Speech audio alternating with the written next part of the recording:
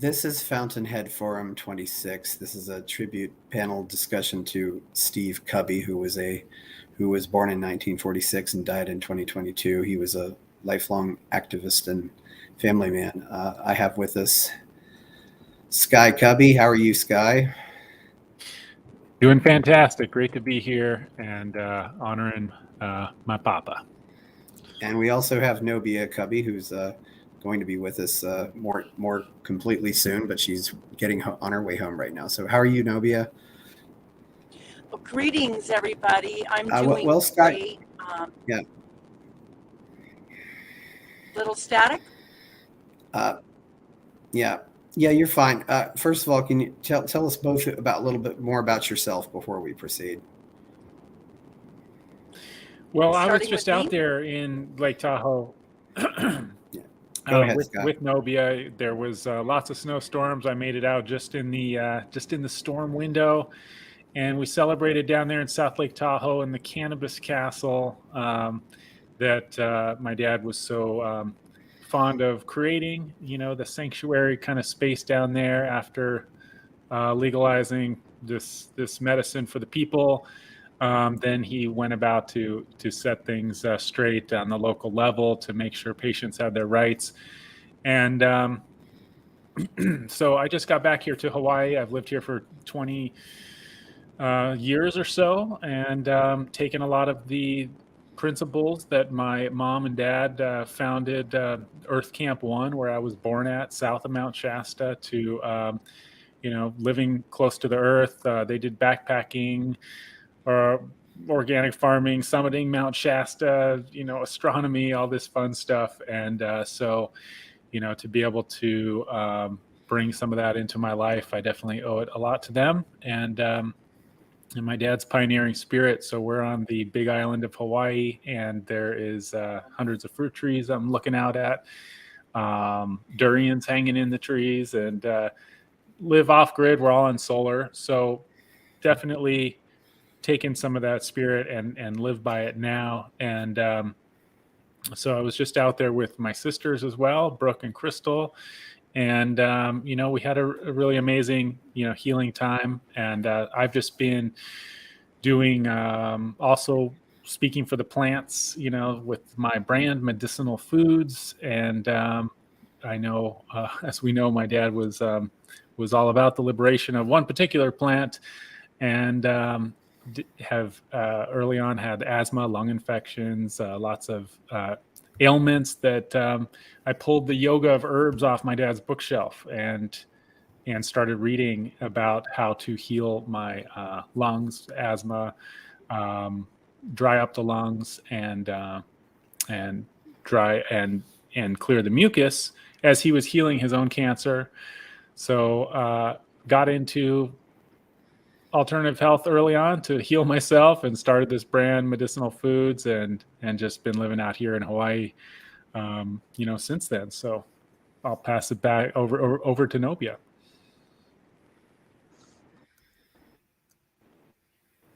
So great. Good to be here with everybody. Well, I think my journey started early in life.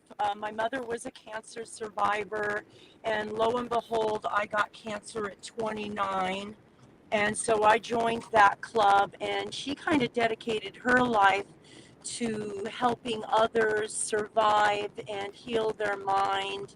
So, A, so we wouldn't encounter cancer, and B, to help others, survive cancer. So at 29, I kind of started my journey, and by the time I became a mother of four children and a first time widow was when I decided to forget about the teaching degree, which I had been working on, because it felt like a lie. I couldn't be there for people. I couldn't talk about my own cannabis use, about the fact that my first husband outlived his diagnosis using cannabis.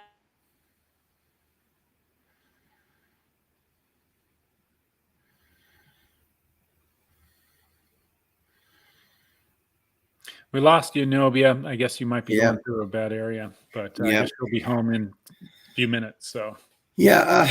Well, Sky. So you had sisters. Can you tell me a little more about your family, since you obviously weren't the only child Steve had. So well, yeah. Once I did a lot of the groundwork for getting signatures with my friends while my dad was writing the legislation for Prop 215, and while all that was happening, um, after the voter initiative passed, then they're up there in my sisters were young, and that's when the SWAT team came in, raided the house, and said, "You can't be growing that medicine." He said, "Well, I've got all my, we passed a law. We've got all here's all my documents." And they said that may work for those fags down in San Francisco, but not up here in Placer County.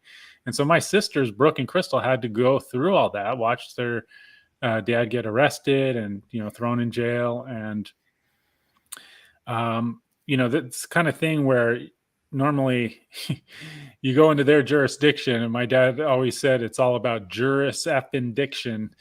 And as I learned more about my own freedom fighting pursuits, I learned it's all about jurisdiction, and to go into their jurisdiction and to fight them and to win, that's no easy feat. And so being a reefer refugee in Canada for 10 years, that's where my sisters grew up while my dad was doing pot TV. And it was, I know, very challenging. And but he comes back, gets arrested off the tarmac. They march him down the hall, off the plane, and he sees a real big bad dude at the end of the hall, who he would tell this story like, "Oh, this guy is really gonna mess me up or something." Came back to deal with this case, and walks down the hall, and the big sheriff guy says, "Are you Steve Kubby?" And he said, "Yep." And he reaches out his hand, and he said, "I'd like to shake your hand because it's, if it wasn't for you, my wife wouldn't be alive." And so then going into court and battling and winning, it's like getting all the felony charges dropped. That's no easy feat. And my sisters lived through that, so we've been having a lot of family healing during this last trip. And now I'm back with my family here in Hawaii. I have a daughter, Star, who's 16 now, and just like her grandfather, brilliant, and straight A's, just rocking it with everything she's doing at this really, really challenging school here in Hawaii. And so there you go. Yeah. When was this about? When the law was passed and when the arrest happened and the trials? 97. I don't know. Let's see. Prop 215. Yep. 215. Yep. Prop 215. Yep. That was 1996. Yeah. So, and then he had a little peyote stem and a little mushroom cap, and I think they gave him like 7 felony charges or something for that. Yeah, that seems to be a lot of times when they get you is just when you're coming into the country. It's an just easy coming spot. into the what? Into the country. Oh yeah, and he had left, but he came back to deal with his. Obviously, he was coming back to deal with his case, but they made a big deal about it, And he spent some nights in jail, and his blood pressure got high, and they want to give him his medicine, and it was. He definitely used himself as not only a guinea pig for cancer therapy, but to really test the law. And so his case set precedents, as you know, for all the medical stuff to come. And it's pretty amazing when you hear stories now of like, oh wow, because we know there's all kinds of medicines we can use to heal and for cancer, but this particular medicine that his roommate Cheech, got him interested in back in the day at Cal State Northridge, ended up being the medicine to heal him. So it's definitely something that is pretty amazing when you look at the whole story. And that's Cheech as in Cheech and Chong, Cheech Marin. Yes. That's right. Before he was famous, I guess. Yeah. Yeah. I mean, he would do all kinds of skits and was his roommate. So later on, got to hang out with Cheech from time to time, and it was always really amazing. But Cheech said, "Hey, if I was given 3 months to live, he's like, I would smoke as much as I could and have as much fun as I could, and really live it up." And that's kind of what my dad did. So he owes a lot of that to Cheech. You got the voice. You really did.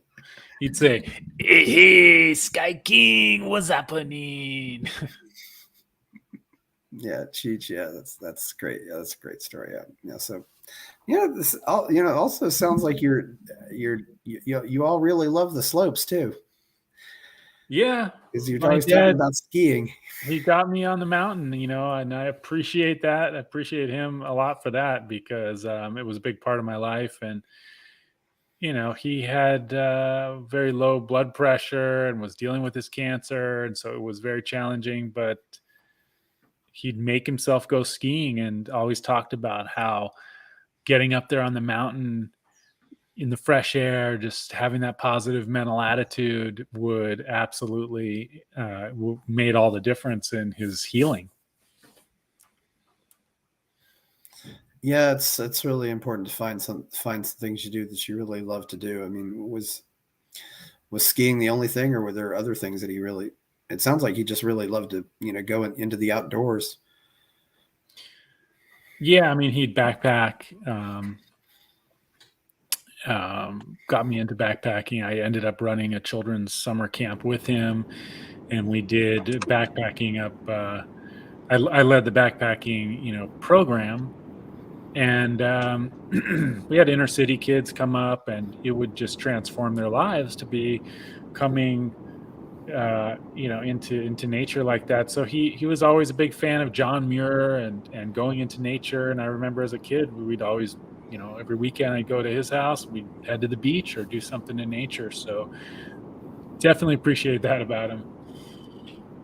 Novia, if you can redo your introduction also at the time where we were talking about Steve's love of the outdoors and especially skiing. Hi, I'm back. And Yeah. that was, I think that his love of the outdoors, his connection with John Muir, his connection with medicinal plants, which I totally see where Sky's influence comes from, fascinated me. Like the first day that we met, we sat down and talked about Terence McKenna, and he was a psychonaut. I mean, Steve was. And he loved to explore nature through the third eye, through mushrooms and, other delightful things. And so that is another way that Steve and I connected. I thought it was really beautiful that he had that outdoor curriculum, because when I was in the traditional teaching program, I was trying to figure out how children with certain learning styles that would become bored in school, how you could connect them to learning and being excited about learning through nature. And the visionary that Steve had figured that out decades ago. And I was, in a program that was rather progressive, but Steve was a visionary. He truly saw the way that people connected with intellect, and he understood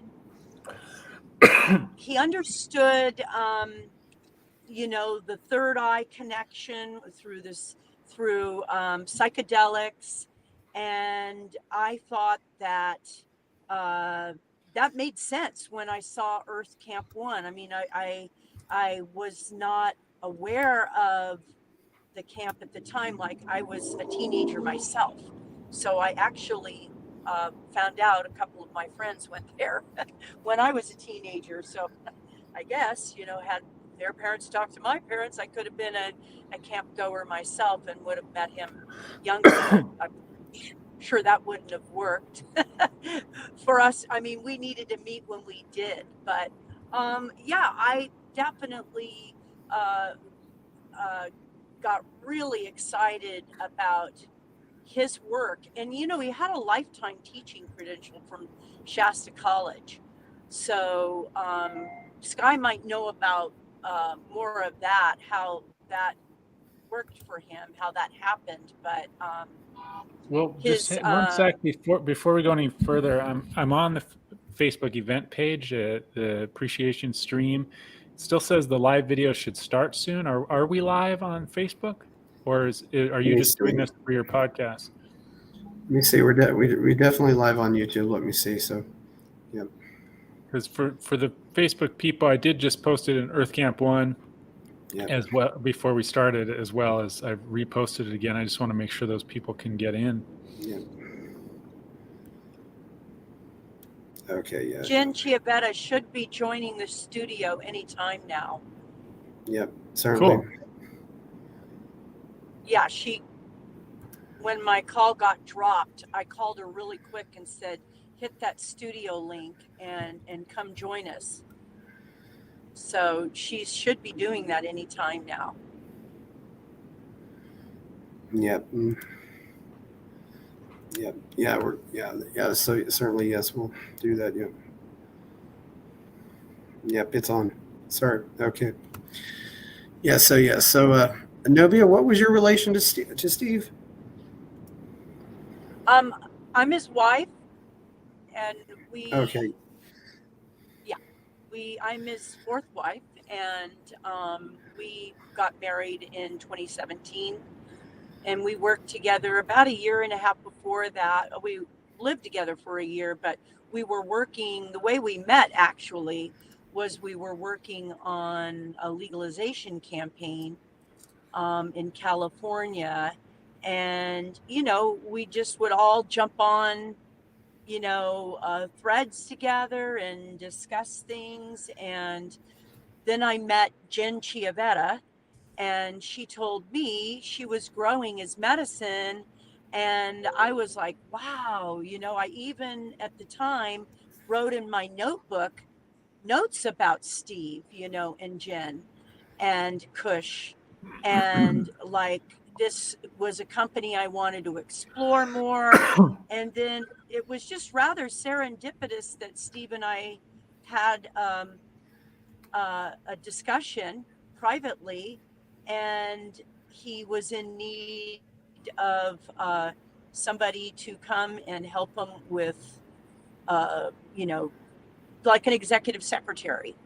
So it just worked out. So I came up, I interviewed for the job, I met the team, and I decided to split my time between Monterey County and South Lake Tahoe. And that was it. I mean, after we started learning about our teaching experiences and how closely we were aligned in that way, my mom worked and spent a lot of time studying Terrence McKenna and Peter McWilliams and all of these people that Steve were connected to. So it felt like home, I just felt a strong sense of belonging with him and with his company. So, and that was it. That was history from there. We just were, two peas in a pod. Yeah. Sorry for all these background noises. I should be home soon. Oh, wait, yeah. In 8 minutes. Yeah. Hi, Jen. How are you? Could you introduce yourself, please? Yeah, of course. I'm Jen Chiavetta. I'm an old friend of Steve's, and it's good to see you, Sky. Yes, it's been a while. Yeah. I'm glad you got to Tahoe and got to ski. Yeah, there were some great turns at Heavenly, the best of everywhere else. Definitely skied some fluffy pow for Papa. right on. Yeah, it hasn't stopped. It's Yeah, I nuts. got out just in that storm window, and but got some good turns in with my sister, and it was Right awesome. on. So I do remember our last day together skiing. That was fun. Yeah. Right You and on. Jen, that's what I'm talking about. Right. I know. Next time you're in town, we should get some turns because that would be really fun. For sure. Yeah. And my dad always spoke very highly of you and was just, always telling me how great of a mind you have and a job you're doing. So yeah, I'll let it pass it back to you. Yeah, I feel like I was talking with Nobia, and when I heard about Steve's passing, I was just trying to like figure out like what kind of what he was in my life, right? Like I'm like he's kind of like my degenerate older brother. He's kind of like my uncle. He was like I kind of felt like a kid. We just had this like fun, playful relationship, like it was always so like we were giggling, like we were like little kids getting into trouble all the time. Like that's how like we just had so much fun. And if I like learned anything from him was just like how to live authentically and not give a fuck. Like just do, you know what I mean? Like do what makes you happy unapologetically. And that's the only way to live. And he taught me that, and that's like something I think about all the time. That and one crime at a time. That was his favorite. He would always say, Jen, remember one crime at a time. Which would crack me up. But anyway, yeah, like he was such an influential part of my life. Like I met him probably like right at such a crazy moment in my life, and it really changed the trajectory of everything. Like I was in the Bay Area, 9 to 5, doing what I thought I was supposed to be doing marketing, and that's how we ended up meeting. And then realizing like that I was just doing everything that everyone else wanted me to do instead of go be a ski bum and grow pot in Tahoe, because that's what I wanted to do. So anyway, yeah, I've got my whole life, like what my life is now. I have so much like it's framework from Steve. He showed me like how to just live a wild life, and so what if it's not normal? What's normal anyway? Like everything, like the deprogramming is what really is where I think of him often. Yeah, he was definitely a matrix breaker, and Right. got a lot of people on their path of I remember when I got out of college and I was doing some like selling environmentally conscious products or something like that. And I was all excited about it. And I, showed him the videos and stuff. And as often was the case with like, his young son coming to him with all these ideas, he's like, no. He's like, look, guy, he's like, you're going to be building someone else's dream. Like you got to go and build your dream.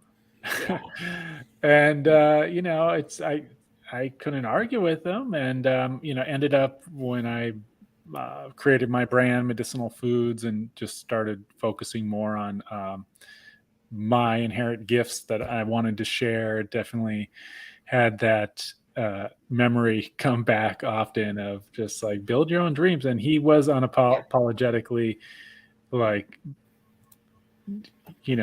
living life on his terms all the time.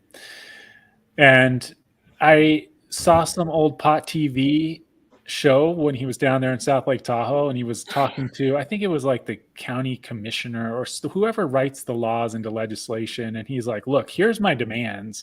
Here's what you need to write into the law for the patients to protect them. And, once you write these in, then I'll meet with you, and we'll see what we need to do. And the guy calls him up and is like, look, I want to write some of these in. We're gonna have to change and adjust some, and just why don't we meet and figure this all out?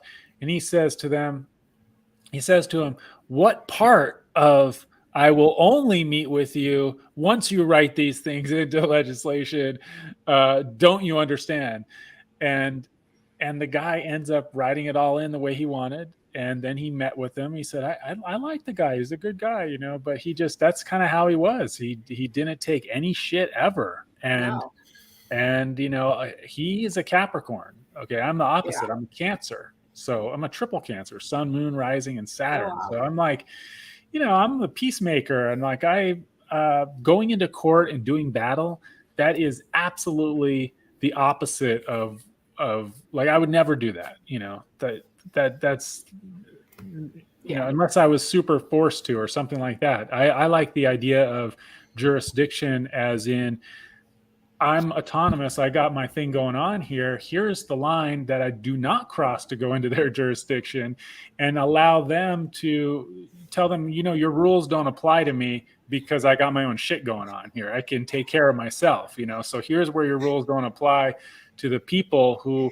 are got it figured out. Like, go pick some low-hanging fruit, go talk to the lemmings, the matrix people, the soulless people. Like, for those of us with heart and soul who have figured out how to live, within and without of the matrix, like, yeah, your rules don't apply to us. It's a whole lot easier than going in there and telling them you got to change.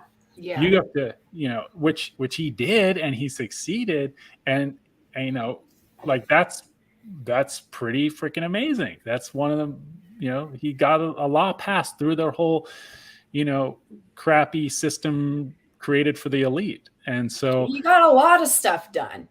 That's the amazing thing, like we should talk separately about the whole Kush situation. But like I'm on the situation right now where they invited me back on the board, and I'm just a board member right now. But the person in charge, like, I'm like, Steve made it happen. You know what I mean? Like, Steve got it done. We went public. We did that. It did happen. And he hit it at the right time. And he was right at the right time. All that kind of stuff. And I'm like, like, everyone has their faults or whatever, but the net positive of his actions were like so awesome. I think, and there's no denying that he got shit done. And that is amazing. Like, when you're working with a bunch of people remotely and not getting paid real money, like, here's stock in the future, it's hard to keep people motivated to get to the end line to actually make something happen. There's a lot of like fumbling around and like, that can happen for years and years and years. And that's basically what's kind of happened, in the last few years. And then me as a major shareholder going, WTF. And I know you feel the same, Sky. And I forced my way on the board just so I could see what was going on. Cause I'm like, this is bullshit. Well, thank you. I mean, yeah, it's a lot happened at the end there because we worked on that. Me, like, I was like one of the first to get like, you're off, like, you're done, and then it kind of like unraveled. And then we created that lozenge, the patent, the whole deal. And then, they just at the end, they absolutely never paid me for my work and, all that. We can talk about it later. But, my dad, he, at the very end there, I started talking to him about like the time I spent with him. I started talking to him about operating more in the private membership association, how the DMVs won, the FBI, IRS, that's how they use that instrument, the private membership association. And I told him how we figured out how to create a PMA so the police know they can't go into that jurisdiction. And for the long and the short of it, but he looked at me with that look like, you figured it out. Like, oh, wow. Like it really got through the, lucidity came through, and it was just cool to see him like light up like that, Yeah. But yeah, he always lit up about a lot of things. He always had some kind of perspective on the world that he would share through some analogy with like some amazing movie or something like that. He was definitely like a movie character, larger than life. And we'd go to the celebrity ski races, and we'd be hanging out with people like Peter Fonda, and they'd be talking about really good pot. And he'd say, let's stop talking about it. Let's go smoke one. He'd pull out a joint. And next thing we know, we'd be hanging out with Peter Fonda, rolling around, laughing with him and his wife, at Squaw Valley. And he just always had like these connections, and just kind of live life larger than life like that. And seemed to all stem around skiing, and that lifestyle. So yeah. And now, now I own a nursery in California, which is a shitstorm at the moment, but we're living, we're alive. We haven't died yet. And we just sold out all our inventory for the first time ever for the next month, everything we can cut, which is Great. A beautiful thing. So Congratulations. On the right track. But I think of him all the time. Like, he taught me how to grow. He taught me, like, the first thing I ever did when he was like, come learn how to grow. I'll teach you how to grow. You can be my grower, whatever. And the first thing I ever did, touching weed, a live plant, was cutting a clone. And now I have a clonal nursery. Hey, he had me. I'd cut clones for him all night long. He definitely had me like, Yeah. down there in on the coast at Mendo, Yeah. Fort Bragg and stuff. Oh my God. Hey, Jeff, welcome. Thank you so much, Sky. It's good to see you again. Yes. Oh. Your dad introduced you and I together quite a few years ago. I was going through some legal issues, and Bill McPike, he introduced your father and I together, and he was a great mentor to kind of just like, yeah, well, you knew this was going to happen. And I was like, yeah. And what was amazing was I started the first club here in Tulare County, Visalia City. And it's just a backwards town and backwards county, and just went through the ringers just for putting money in the bank. So, yeah. Howdy, neighbor, by the way. Howdy. Yeah.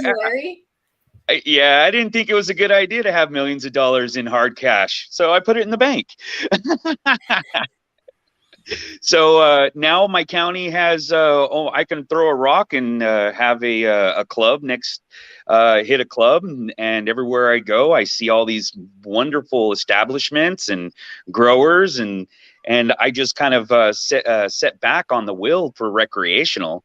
I called the DOJ on myself. I was like, look, you guys need to tell me to sit down, or I'm going to make some noise. And they're all, go ahead, make it. We need it. So I started working with the federal government, and now I'm in the hemp industry. I work with a wonderful water treatment company out of Switzerland, and everything's right as rain. It's like who really won?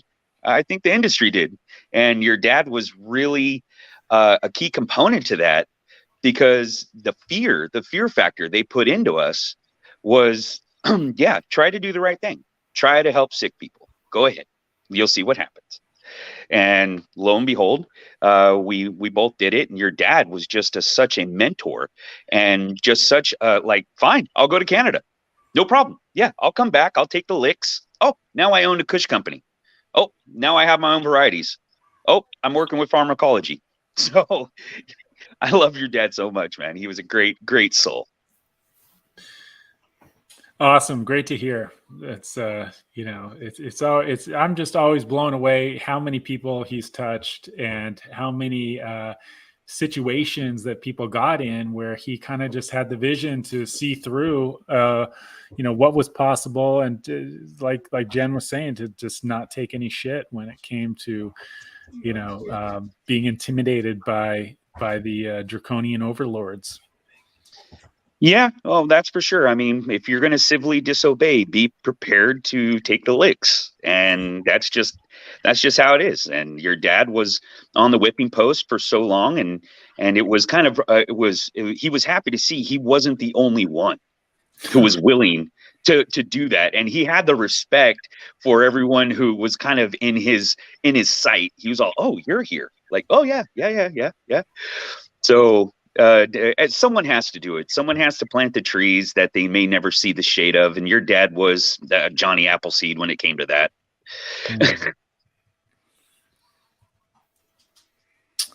Wow. So Jeff, do you still have a farm or a dispensary or something, or are you not in the legal?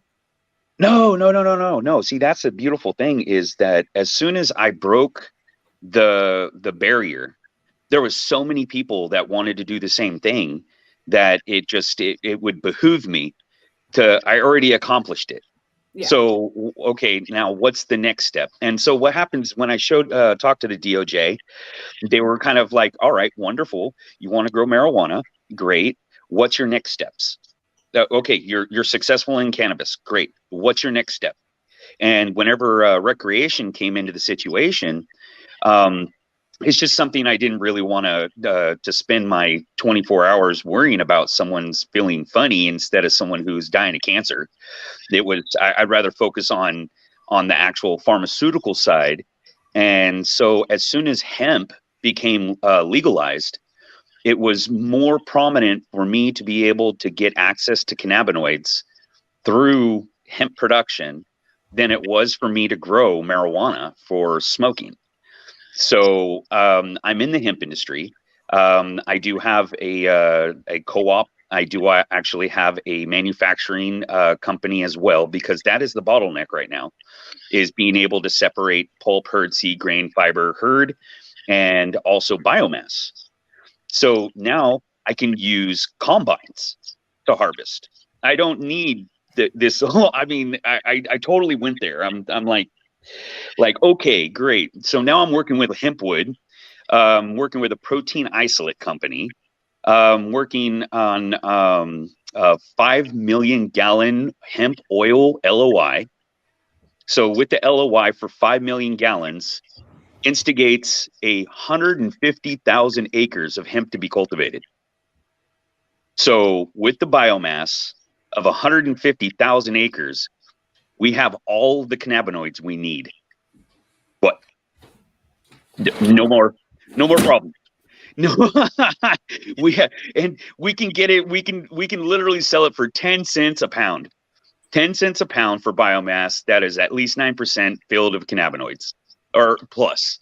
That's just for CBD, CBG, CBL, CBCs, where we get to pick and choose. So now we have LOI for oil. So that means I have cake. Then the cake has protein. Then I can also get into a baby food formula company that's looking at us for all the protein isolate. And now we have the sticks. The sticks are left over. We're round belling those to getting a good contract with Hempwood. And I already have negotiations with Greg, the owner of Hempwood, and they're thinking about moving a facility here to California. So that's all the stick stems from all the recreation that can go into this, medicinal and industrial. So biochar, getting into the graphene replacement for lithium. And we have pharmaceutical for all of the biomass that we have. So we have created a scenario. Now we have the farms. Now we need the manufacturing and the infrastructure. And that's what I'm working on right now. Cool. Very cool. Yeah, that hemp biochar is pretty amazing stuff.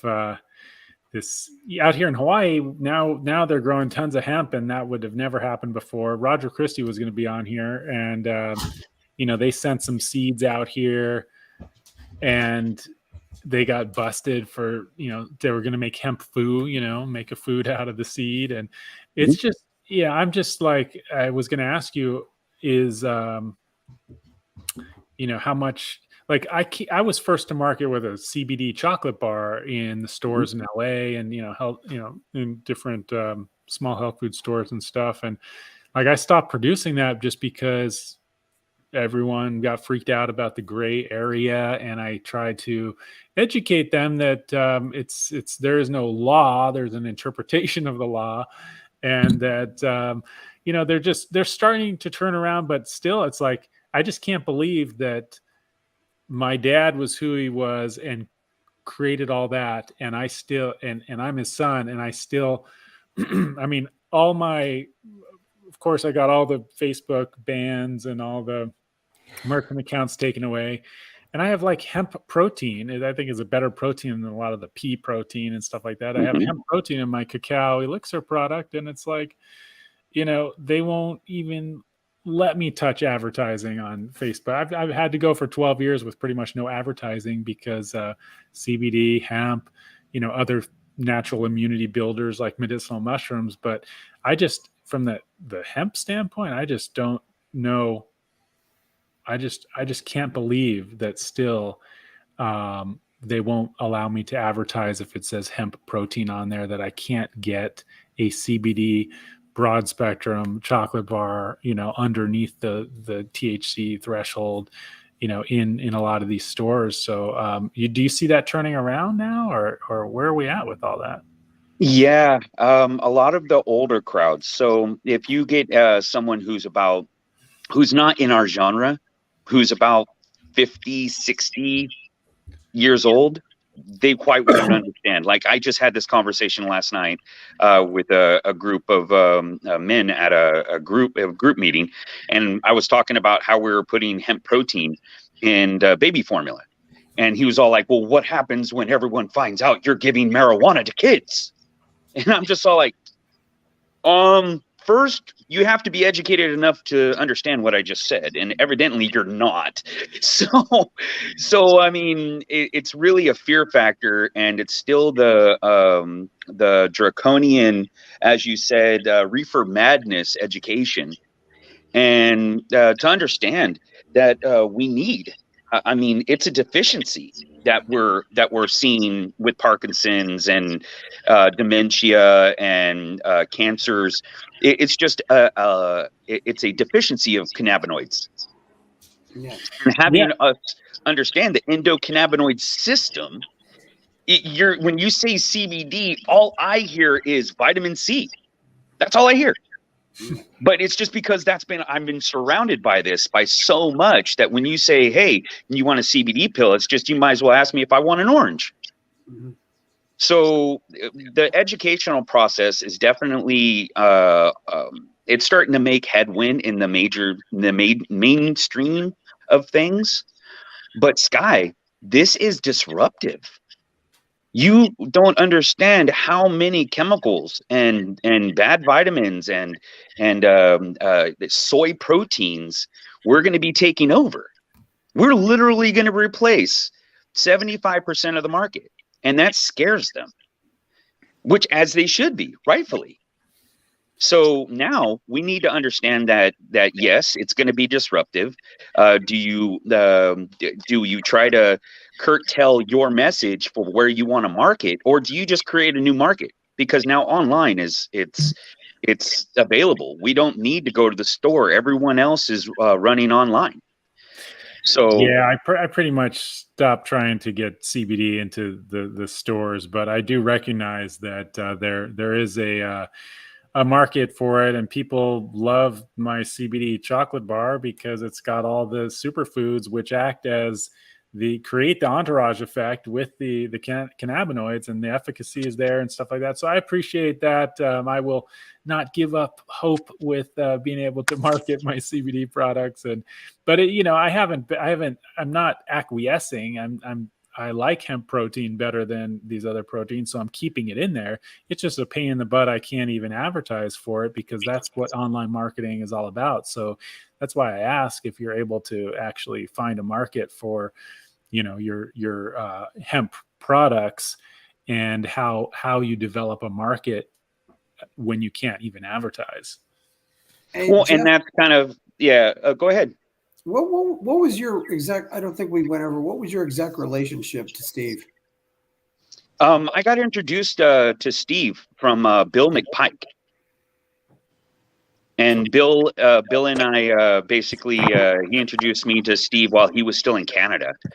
And because of what I was going through legally, Steve was a mentor, and him and I would just have conversations, and we created a good friendship.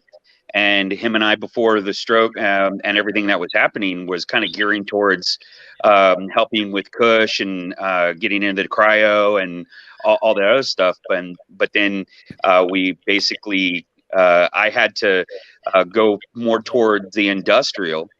And that's kind of where it went. And I kept in contact with Niobe and the other gentleman.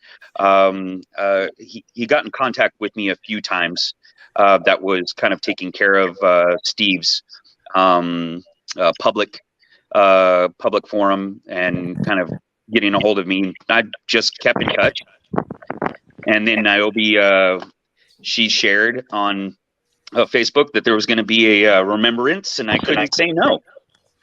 Yeah, Nobia, Jeff was sharing how my dad was always, being the pioneer, being on the front line of things, was always just kind of surprised, but also very happy to see other people like Jeff, on the front lines, willing to stick their necks out. And, we also, while you were gone, we talked about with Jen just about how my dad was always adamant about living life on your terms, and to make sure that that he just didn't give any fucks. Like he just absolutely did what he thought was right, and didn't look back. So I know Jeff was. I always remember your name, Jeff. My dad definitely spoke fondly of you.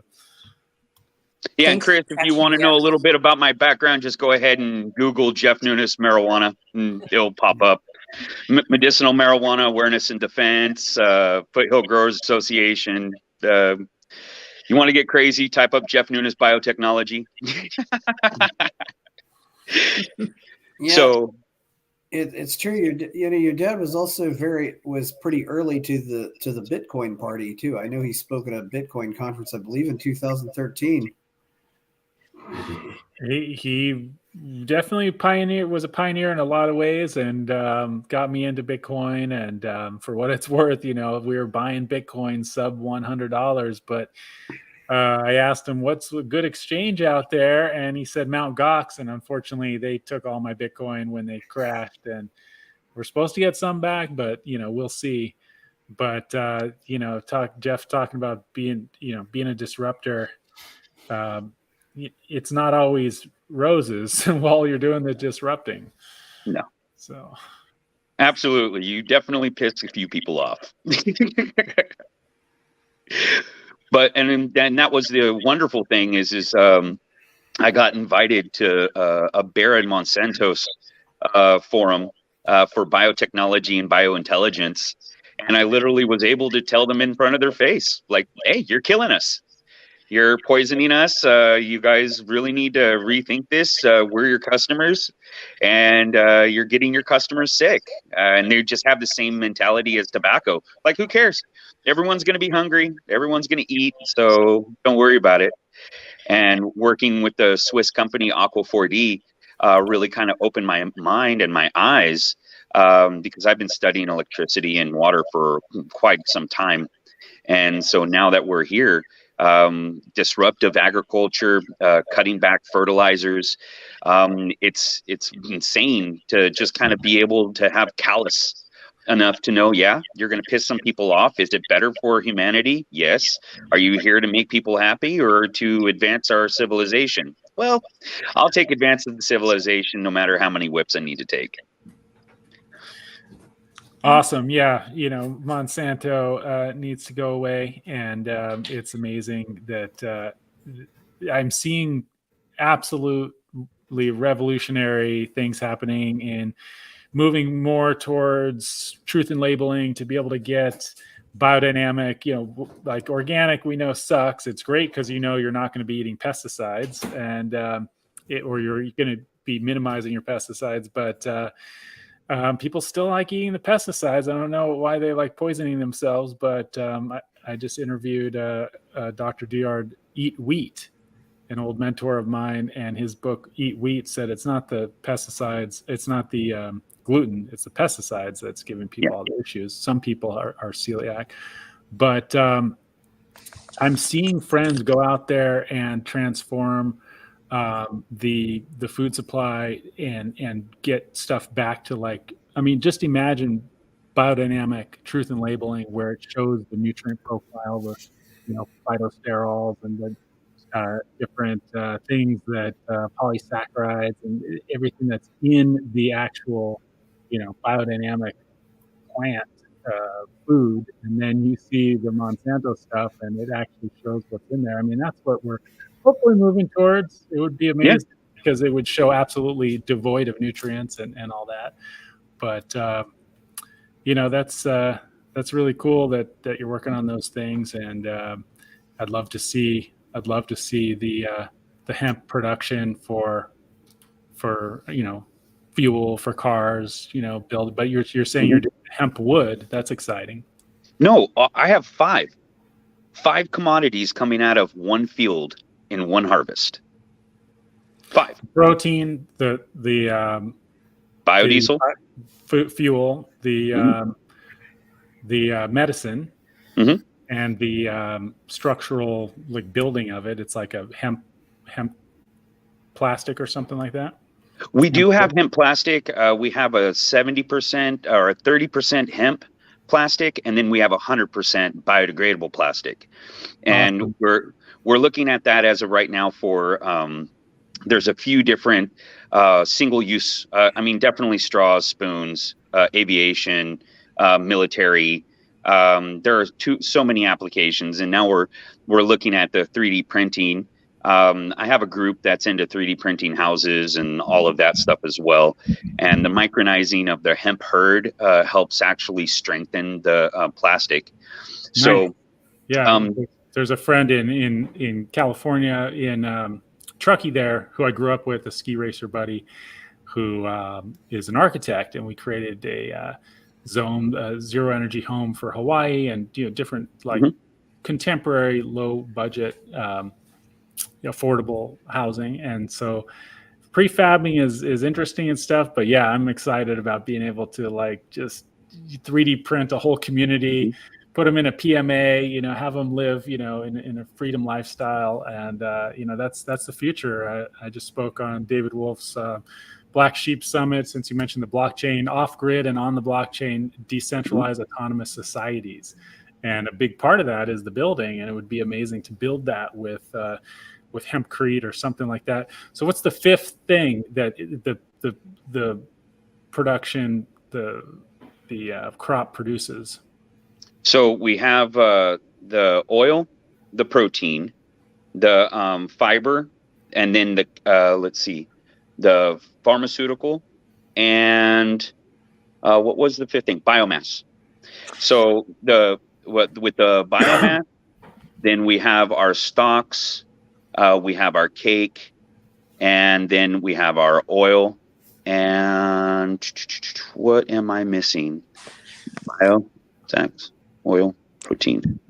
Oh, protein. Well, I know that my dad would be really happy to see you carrying the torch there. So great to hear, Jeff. Oh yeah, no, your dad was a crucial part of all of this, and it was basically just, what are you going to do? What are you going to stand for? What are you going to fall for?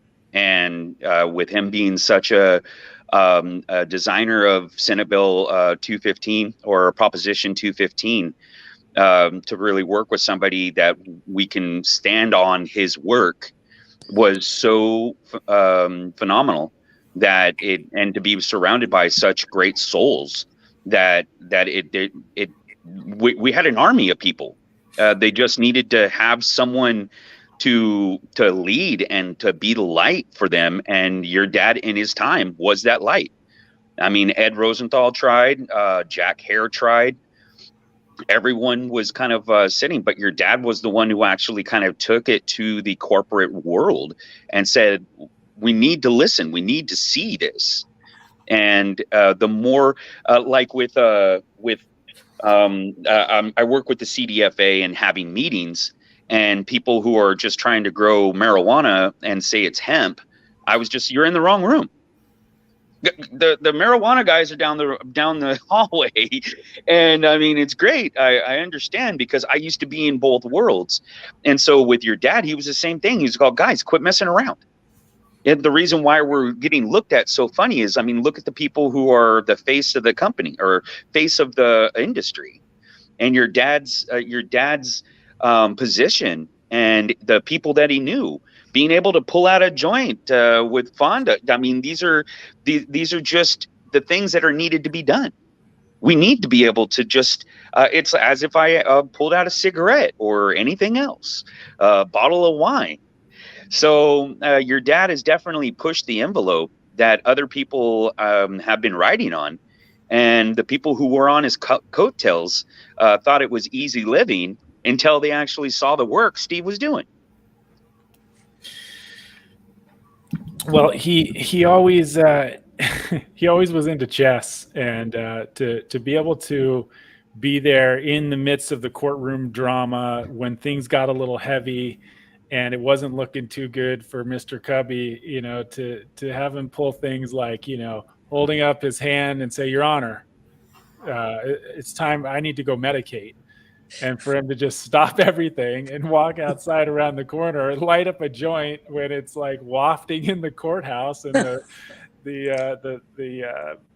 you know, jury is looking at him like, wow, this guy's really sick. He's actually taking his medicine. I mean, stuff like that. It really is kind of like, could only happen from, you know, someone as unique as my dad. So and I used to play chess with him when I was a kid, and you know, he definitely was always thinking multiple moves ahead, and so it showed in how he got things done. I agree. Everyone who heard his message actually moved forward. Everyone else, I mean, I can't imagine what you guys are going through corporate rise with Kush and all the other. I mean, it's got to be like a circus and hungry hippos at this point. Well, those guys definitely took advantage of my dad, you know, when he was in a weak mental state, and you know, we're still figuring out what we're going to do, but it's really sad because you know, he was telling me the moves that he was making at that point, and they weren't sounding good, but he didn't have, you know, his full rational mind as after he had the stroke, and so it was just really hard to see him create, you know, the culmination of everything he's created, and then to have what just appears to be just straight up manipulation occur so that he pretty much gets his company he's created, you know, swept out from underneath him and just given crumbs. You know, it's very sad. And I mean, of course, you know, like there's some unique things that happen, like a patent on a strain of cannabis on a, you know, for an amazing delivery system. And so we'd love to see some of that, you know, actually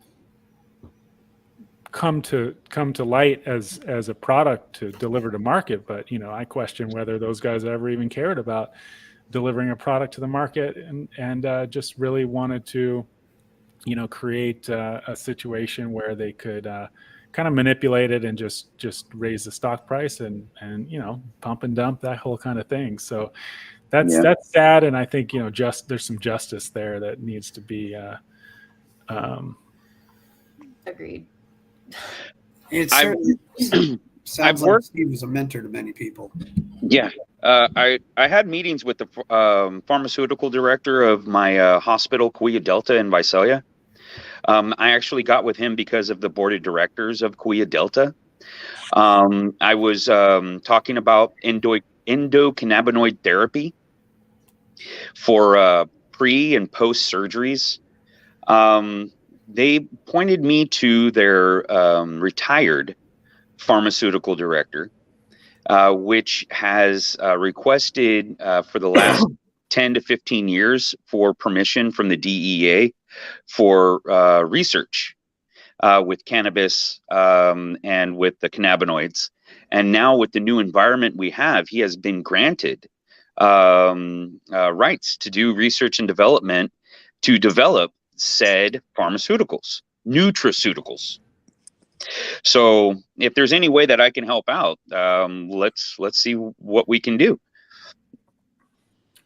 Cool. Yeah. Well, I'm on the board still. Or back on the board. I was with the old gang. Then I got excommunicated. Then everything kind of like crumbled. And then I was like, WTF. I kind of talked about this earlier, but like, I'm a major shareholder and I want something to happen with this. So I kind of like kept poking. Mm-hmm. Hey, John Lee, CEO. Hey, John Lee, what's going on? Hey, John Lee, every week. And then, but now I've been on the board for maybe almost a year, but highly frustrating. And yeah, it's just lack of getting it done.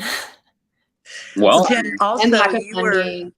And like I've offered as much as I can because I have my personal nursery, and like if we can get something lined up, like you can use my space. We can get the moms going. We can get the genetics out there. We can supply it to a farm.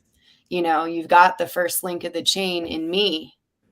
If you could get your shit together to get to the first link of the chain, kind of a thing. And that's kind of, it's frustrating for me because I literally am giving them a gift.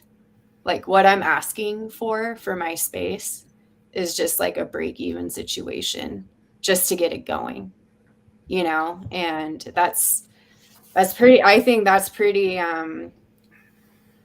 generous in the climate that we're dealing with at the moment. So like even farmers like, just not being able to sustain this. Exactly. Like we're not making it or we're barely just starting to make it, but I want this to happen. And all you guys have to do is get a little bit of stuff together. And Jen, can I also just from my perspective say that you were the reason why I originally got so excited about Kush, because I, Thank you. Knew who Steve was, of course. Anybody in cannabis figured that out, but I had a different partner at the time, but I met you at a conference, and we were standing there with Laura. Yeah. And I just turned to you and we just started chatting, and you started telling me about the cryogenics. Yeah. And I was like, my jaw dropped because I'm a cancer survivor. And, once you've survived cancer, the quest is just to stay healthy. You just, there's a little fear. There's always a little fear under there that, it'll crop up somewhere else, or you'll create a mindset through life, and life is stressful, and, somehow it's going to find its way back in, so that's always been, an antagonizing feeling, not now at 62. But when I met you, I think I was about 48 or 49, maybe 55. Yeah, 55.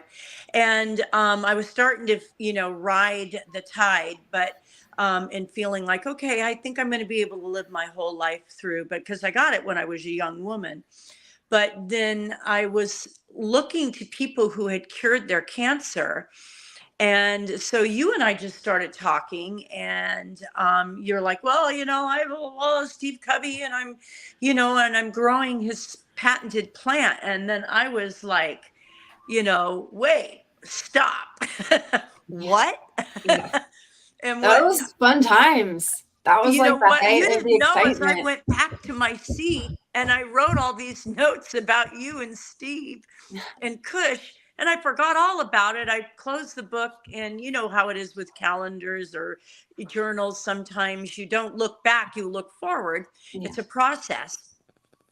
But many years later, after Steve and I were well into our, marriage and, life was moving along, I pulled that journal out and I just flipped through it and I go, oh my God, I didn't realize that I actually had made notes about it. But eventually I got to meet you and saw what you were doing for Steve.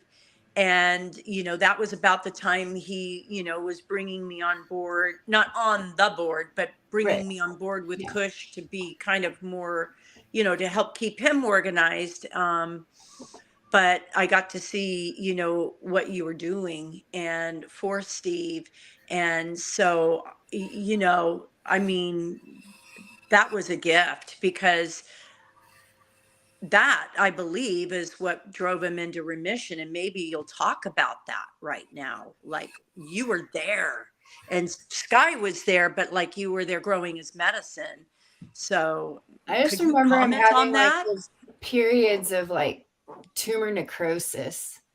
Like he would just like, everything was fighting that. He would go into these little spells of, I'm just killing the cancer kind of a thing. Like it's working. But yeah, just honestly, I didn't even think of it like that. I was getting so much out of that relationship as far as like learning how to grow, learning how to live authentically, etc. I never thought of it as me doing a favor ever. I thought it was a great symbiotic situation where I was helping him, but he was helping me too. We were buds. We hung out, we skied every morning and grew weed or washed hash in the afternoon. Like, like we were just having fun. Well, during that time that he was eating it and then he got sick, I wasn't around then. That's why I'm asking. And Sky, I'm sure you'll weigh in too. But you were like kind of like you guys were. It was like 2013, 2014 when he got, or 2012 to 2013 when he was eating it. And one day he became ill. Is that correct? And just started vomiting. Do you recall that story? Is that part of the tumor necrosis stuff? I think like so. When he started to eat, when he was ingesting, and then Yes. he was like, "This is really working because I know what this is feeling like, what this feels like." And then he went to a doctor, after an episode in the hospital of just vomiting for days. I might be retelling it a little bit off, but stories always grow, bigger in my mind. But what I recall him saying is that eventually he got back to get a scan. It was gone. Oh yeah, that's right. I remember that. That was like a press release and everything. Yeah. Oh yeah. Yeah. He was so on this trip of like using himself as a guinea pig, and then so he started eating the dry ice or the cryogenic cannabinoids that had never seen the light of day, as far as never got decarboxylated. They're just still like existed and were living. He was all about eating massive quantities, which no one really had done before. I don't think, eating raw plant extraction like that. And until he started throwing up a whole bunch. And then he called me up and he was all excited, that he threw up the cancer, I guess, but all that never really got to see the light of day, as far as, becoming a medicine. And he wanted to disrupt it. Yeah. Protect. Hey, Jeff. Yeah, I think he wanted to see it be there to help stroke victims, and help people with cancer. And but I know he would be happy to see us all, as we say in Hawaii, hui up, to try to make some of these kind of pick up where he left off. Well, I have to tell you that my experience was, so of course, I I'm working with him and I'm living with him. And so I'm eating it right along with him. He's like, eat, eat, eat. You got to eat it. You got to eat it. And I had come up to Tahoe with shredded shoulders. I mean, my shoulders were just wasted from years of gardening and, just heavy lifting of pots and just the things that happen to you when you're doing that, and a small framed person. And so I had these really bad shoulders that were getting, cortisone shots.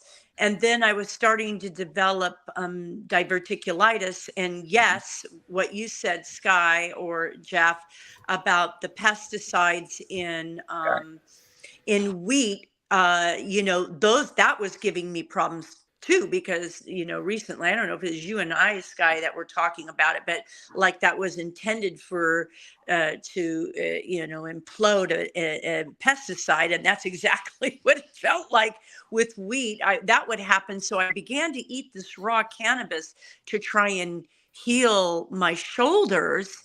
And lo and behold, not only has the shoulder pain completely gone away and never returned, but I got rid of the diverticulitis for many, many years. It only recently came back a year ago, and I'm like looking around, where's the raw cannabis? Because I didn't have it's an amazing thing. It's an amazing thing.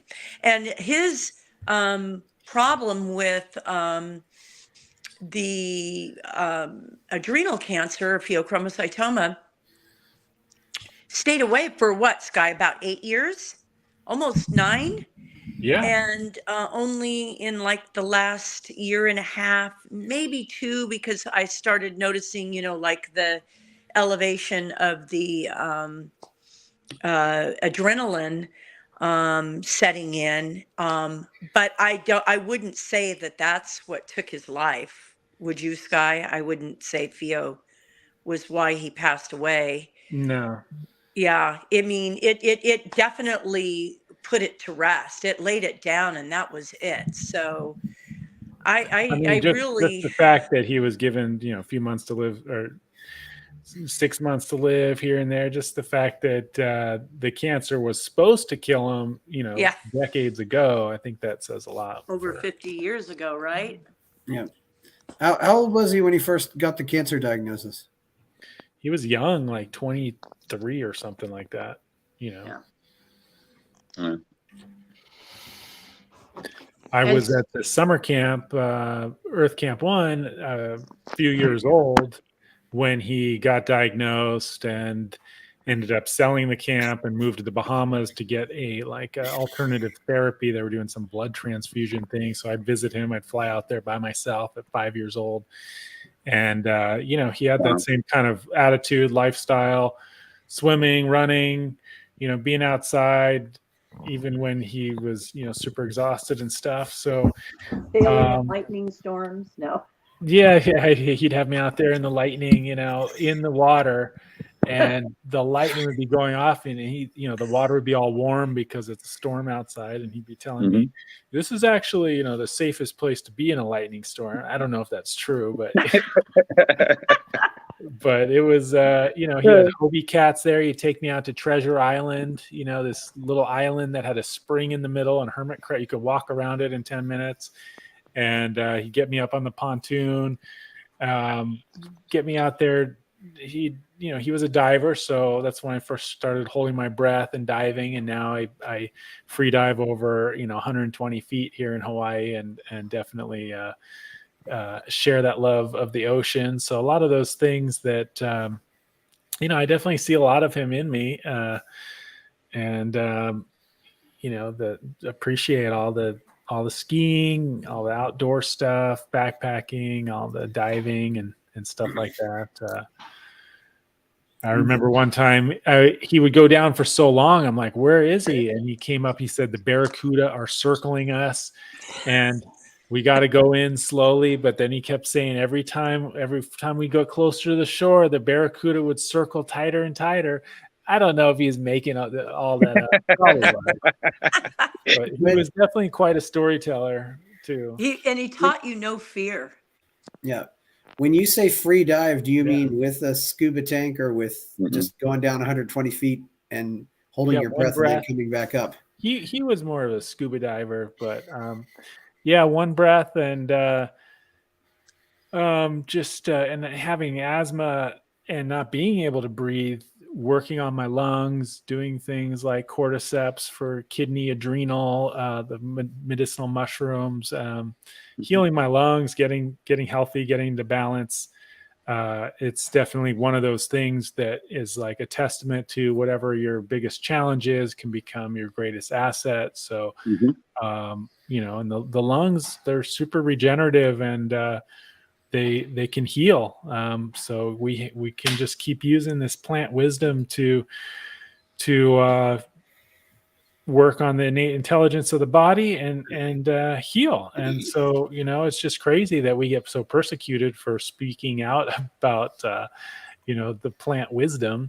And so he's just, he's just he used that one plant. He used other plants too. He definitely used other plants, but now I'm just seeing it with so many plants trying to talk about natural immunity. We're getting COVID for like 3 days taking our medicinal mushrooms, and I get deplatformed for that, just talking about that kind of stuff. And so it's definitely crazy, and I haven't backed down yet. It's very challenging to try to have like a business like ours in this kind of industry where you can't advertise and stuff like that. So I'm finding my ways around it, finding my own ways to hack the matrix and get the medicine to the people, and it's working out.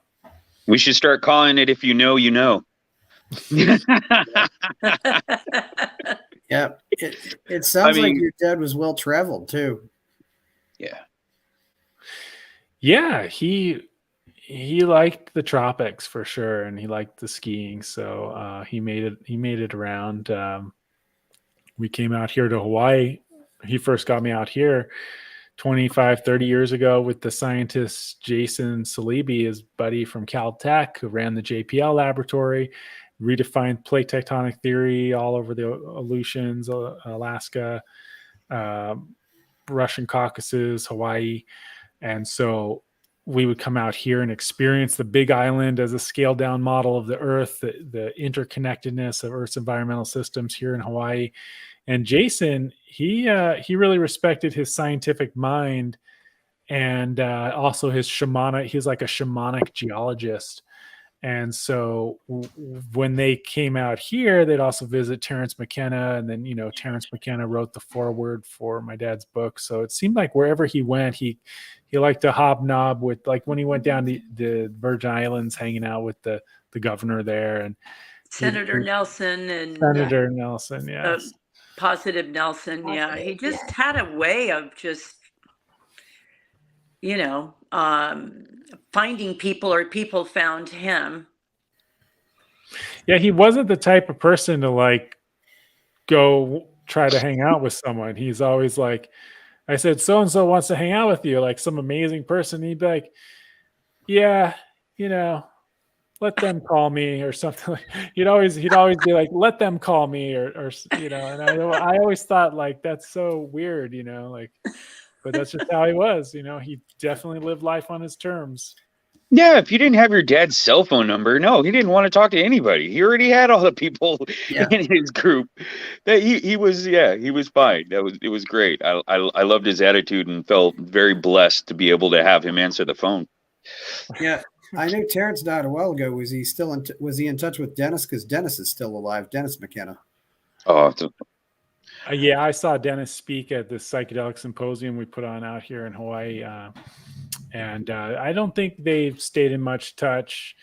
But, again, he wasn't one to reach out to people. It's like they were in his life if they wanted to reach out to him. That's kind of how and I think we can all learn something from my dad, but he was his own, he was an enigma for sure.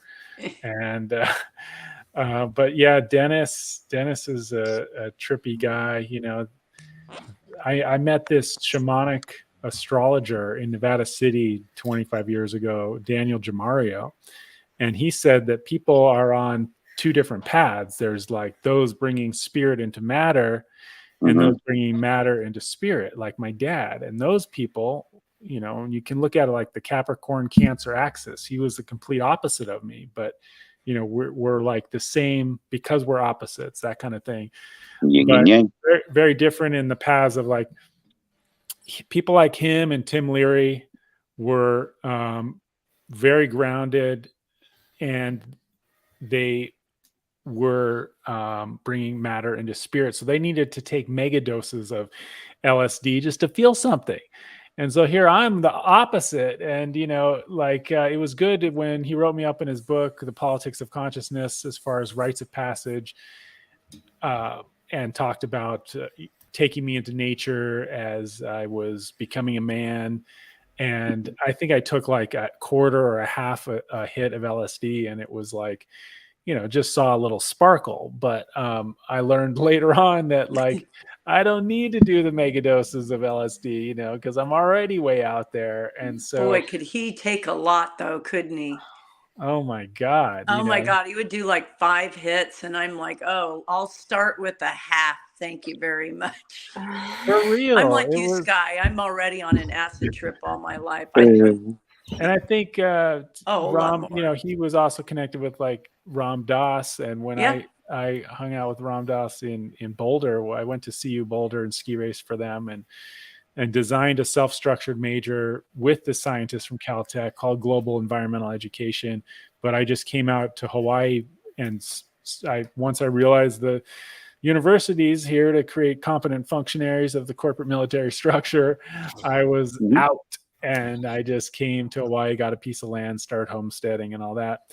But when I met Ram Dass and I told him I was Steve Kubby's son, he gave me this big, amazing hug. And he just said, you know, he just said, great blessings to your dad or something like that. And but I think Ram Dass kind of figured it out, and he gave up the mega dosing as well, and went to like kind of a gentler micro. Yeah. But he definitely was a psychonaut, and I don't know. Can I screen share here? Do you have that shot of one of the shots I sent you? I did it with the AI avatar Lenza app, but it's like him wearing these goggles and this psychedelic background. And I said, "Hey, my dad just sent me a text from the other side, and it's he's on his journey." And it just felt like it did.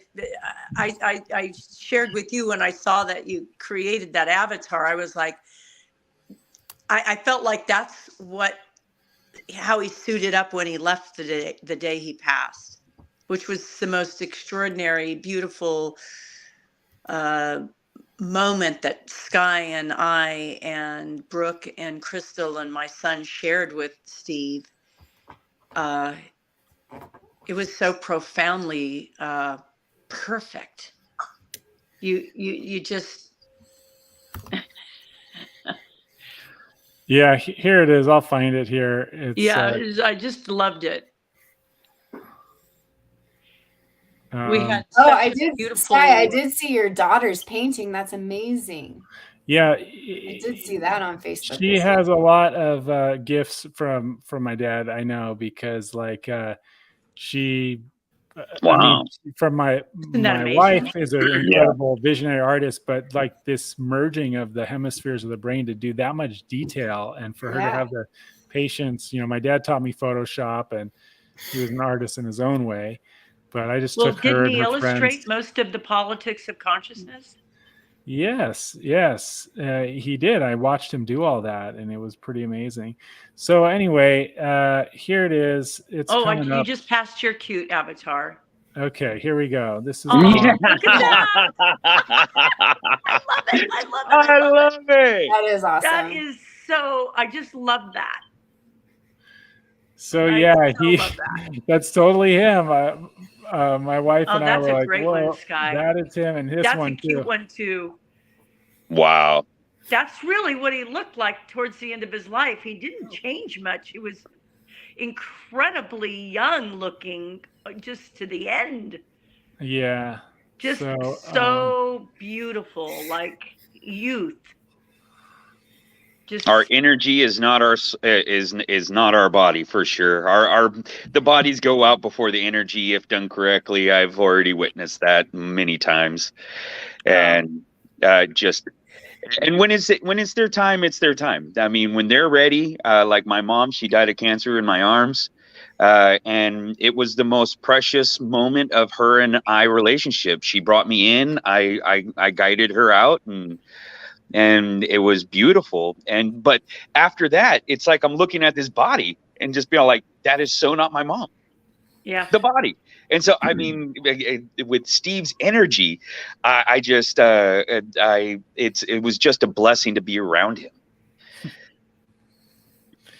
yeah, well, yeah, we all had an inkling it may be getting close. I mean, actually, when Nobia told me, he's this, I think we're getting close here, I was kind of like, well, how many times have I heard that? Yeah. Like 50 times in his life, from breaking his neck to all these surgeries. And so, but like we all kind of had like an idea we needed to get together, and then that my sisters were a missing link, and then they came up and we did the ceremony and just held this space, and it was really the most incredible thing we experienced, because it was he just like took that opportunity to go through the portal, and then we did the whole, like, we played the Tibetan Book of the Dead for him for all the days going through the bardo and stuff like that, but also felt like he kind of had his whole like thing figured out. But it was interesting the other day, I put up this image, that painting, the picture I got from you, Nobia, when I was of him doing the flip into the camp pond. Yeah. I put that up on the wall over there, and my wife was in bed and I was doing some work, and she's pretty tuned into the other, like we both got some messages just as he passed, like he was like kind of cracking jokes like he always was. And he's like, I'm glad that's over with. And anyway, she felt like all this cold air, and I'm like, oh, it might be the cupola. But like, she's like, no, like I just felt all this cold air. Like she definitely felt a presence. And then I remembered, oh, I just put his picture up on the wall. So, it felt like maybe he was coming to check in on things. Say hello. I'll grab the picture. Nice.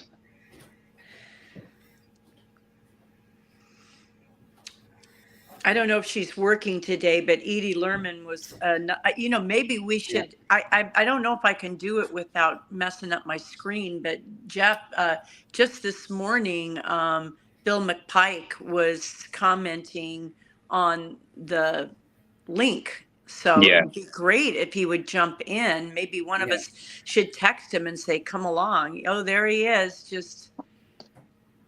He's taking a flip into the water. He was, a gymnast and athlete and stuff like that. So, I was surprised. He also played chess, you said. Yeah, he was really good at it. I mean, it used to drive me crazy because his doctor that he was getting the treatment from in the Bahamas, he'd have these long drawn out chess games with him, and like each move would be like 20 minutes, half hour, and I'd just be like, oh my God. But it was that level of chess, Some competitive chess tournaments, they do put a time limit on you. You can't just take forever to move. But yeah, and skiing? Did he know any chess masters or really well-known skiers? Or Oh yeah, he was friends with Franz Weber, who was a famous downhill skier. And I mean, like, he's had a ski magazine, Ski West magazine. And so we'd always be hanging out with these amazing extreme skiers like kids my age, it was like they were like our idols. And then I'm hanging out with Scott Schmidt, who's like one of the original extreme skiers. He spent the night at the condo my dad had at Squaw Valley, and the next day we went out and skied 8 feet of powder. And I was just following, like, they didn't have fat skis at the time, so Scott Schmidt was on these downhill boards. And I was just following him on Red Dog out there, you know. And I had my buddy Charlie, who was from the East Coast. I went for a few years back east to ski race, and then Charlie, I also was at Colorado at CU Boulder, and so Charlie, I was just skiing with him at Tahoe at Palisades, and he was telling me the story of how he got up to Tahoe, and my dad was his first friend. You know, he had I introduced them, and well, that day we were skiing with Scott Schmidt, I'll tell you first. He crashed. He had a concussion, and each lift ride, my other buddy Dan and I he'd ask us again, like, you know, what happened? We said, we're here. You're skiing with Scott Schmidt. He's like, Scott Schmidt, oh my God, really? And we're like, yeah. And then, you know, the next lift ride, it would be like, oh my God, you have to go up with him, because I explained everything to him last time. But it was that kind of like, whoa, Scott Schmidt. And so I connected my dad and him, and they became ski buddies. And my dad showed him around the mountain, and he just had all these stories of how he got into he does web design and stuff, and just how he got his start, you know, at Squawk, with my dad taking him in. But you know, it was that kind of that's the kind of way he touched a lot of people's lives, is just you know, showing them the way, right? But yeah, it was amazing at you know, like when I was on ski team at North Star, I told my friends there was a celebrity ski race and Cheech was up, and I remember all the lift ops cruising around on their snowmobiles. They were trying to go find some herbs so they could smoke Cheech out. And Cheech, I told my friends, like, hey, you know, Cheech and Chong, like like, I know him and he's gonna come here to. They're like, no, you don't, whatever. Like we're all fans. And I said, no, he's gonna come to the ski team trailer here and you guys are gonna see him. And they're like, no, what are you talking about?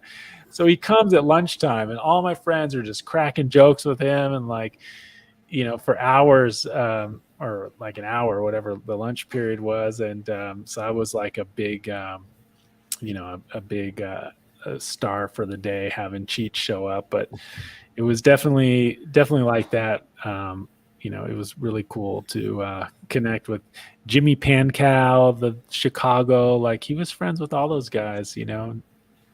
I think probably one of the common themes that connected them was pot. Was what? Pot. Oh yeah, pot. Yeah. Did you say Chicago as in the rock band, or? Yeah. Jimmy Pankow was like the trombone guy, and then Kenny Loggins would come up. He had a house cleaning service at one point, and then he cleaned Kenny Loggins' house, so then they became buddies. And it's amazing. It's amazing what this plant and certain people can do to just instigate everyone to just harmonize. I mean, if you have the real vibe, then you get through. You ascend through different frequencies, different tribes, and people who try to act what they're not. They kind of show themselves through the door. It's been my life's, because like as is Steve, I don't call anybody. If they want a piece of my time, you know my number. You got Facebook. It's good. And your father was just a very great guy to show us how to live. I mean, to show the possibilities, that we're not slaves. We are the boss. And if you forget that, well, get in line like the rest of them. Yeah, that just made me think. Did he ever meet Willie Nelson? Yeah, probably. Yeah, I think I so. don't know. But I remember he was hosting the 10th annual AMA Cup with Ed Rosenthal, and I came down. I had done a couple seasons growing, but I came down with, he had gotten this pineapple sativa, pure landrace sativa the Drunkers. from I don't know. It was a dispensary down in Fort Bragg, and it wasn't supposed to get out. It wasn't the Pineapple Express, whatever, the indica kind. But this was like a very I remember hefty, that weed.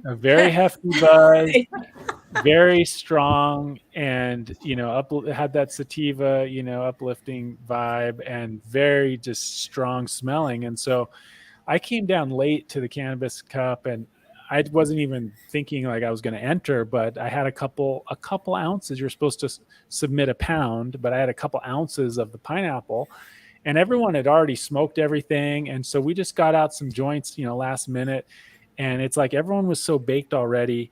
But this stuff, they could smell this stuff. They could feel this stuff.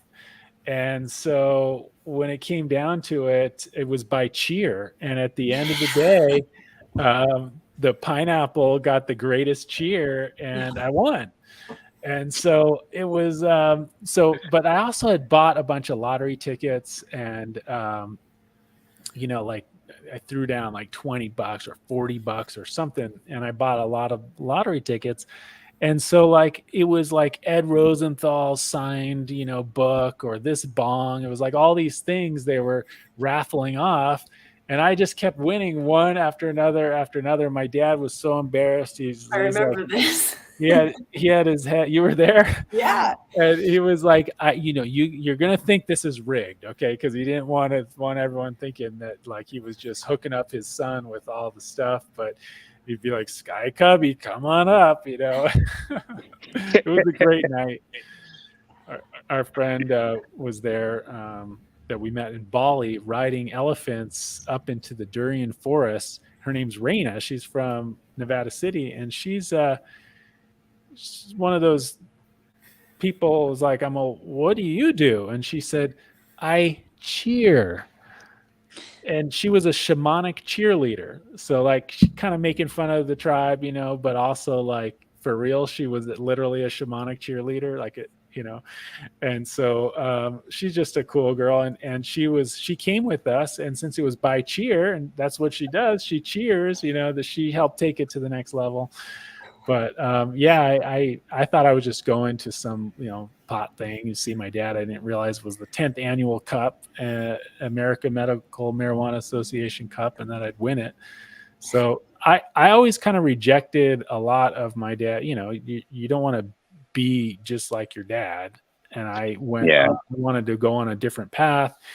And because like growing up with asthma, like he was like, this plant's so good for, but like he would smoke me out. I'd get so baked, and my lungs were just irritated. So smoke is not good for, I don't care what you say. Like, you can smoke mullein and some things that can help cough up some stuff. But in general, like when you have like really irritated lungs, you don't want to be smoking. So I was like, just like, I kind of pushed it away, but pot kept coming back into my life one way or another. And then, I had, like I got the signatures for Prop 215. I got the whole group of patients, and he always said the patients in the wheelchairs, those are the best patients to have, because they'll wheel into court and stand up and say, hey, they gave me medicine. So we got tons of medicine to the patients, and just throughout my life it kept coming back in. And then I was first to market with the CBD chocolate bar, and I don't know, it's just interesting how even though I kind of pushed it away at first, pot has always been kind of a big part of my life.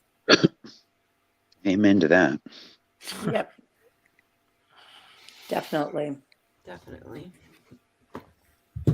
Yeah, it does. He certainly knew how to make friends. What about you, Chris? Why don't you tell us your story and your connection with my dad?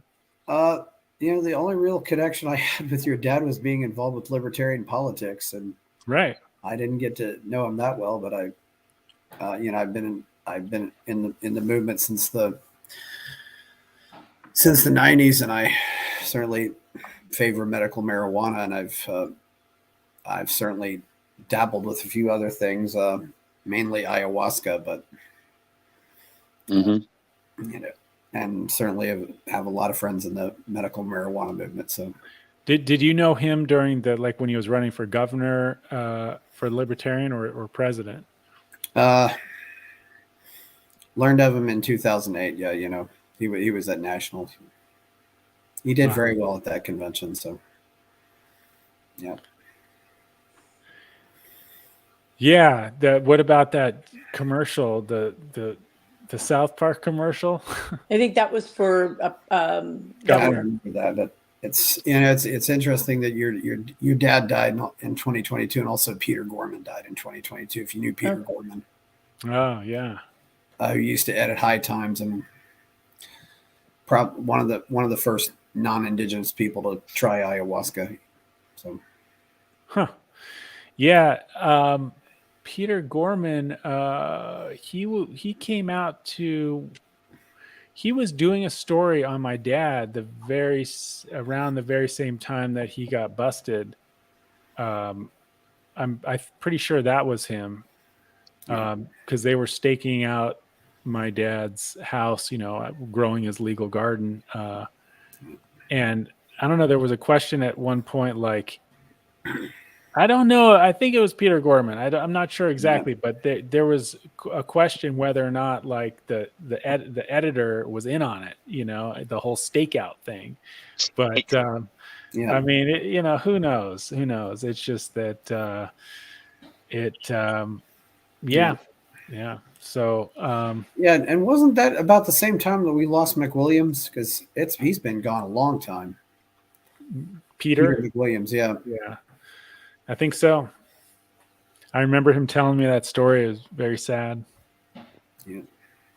But yeah, a lot of my friends up the coast here in Hawaii, they grow the vine and hold the Aya ceremonies.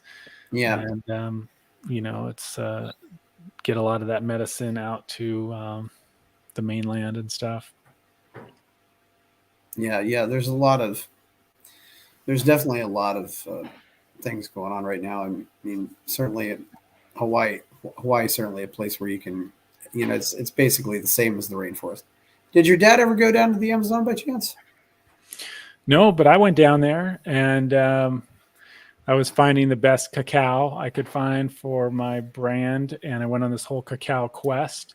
We ended up in the Amazon randomly the same day. It was like the biggest cacao festival of the year. Oh wow! And so I got taken by one of the officials of they grow thousands of different cultivars, but there's 3 top genetics that they graft, and they grow these amazing beans that had these fruity high notes, but were also just not so bitter. I mean, amazing. So I got taken with them to check out their grow facility. And I was like a kid in the candy store, cruising around thousands of different long cacao pods that would never see the light of production, because, they're just it's like going to if, a grower just decided to not grow any production, just focus on all these amazing heirloom strains and stuff. So it was like that. And but my dad, he had a mission for me down there. He wanted me to talk to the government officials and find out where the Celestial Temple sativa was growing. He told me it should grow at 800 feet. He told me where, and he said he wanted me to make a deal with the Ecuadorian government, which is they're totally against pot, and he sends me down there. By the way, when you're on vacation, just promise me one thing, you'll talk to their officials and pitch them this deal on how, we can grow this amazing plant, and then we can, bring the materials and have it all done there with the tribe, so they get the money, and we can make the lozenge. It can be an export for like the Ecuadorian government. And I'm like looking at him like, okay, all right, I promise, I'll see what I can do. But like, to me, it just was way too far out there, because their stance on pot is like really not cool, So I asked these guys who are showing me around to their like government cacao grow, like if he could connect me with, El Jefe, the the main dude. And so I'm with my wife and my daughter, and like we're on these long car rides in the middle of the Amazon, the middle of nowhere, just like, I'm like, at one point I almost just called it off, because it was just got to be like insane. Like it was deviating from our vacation.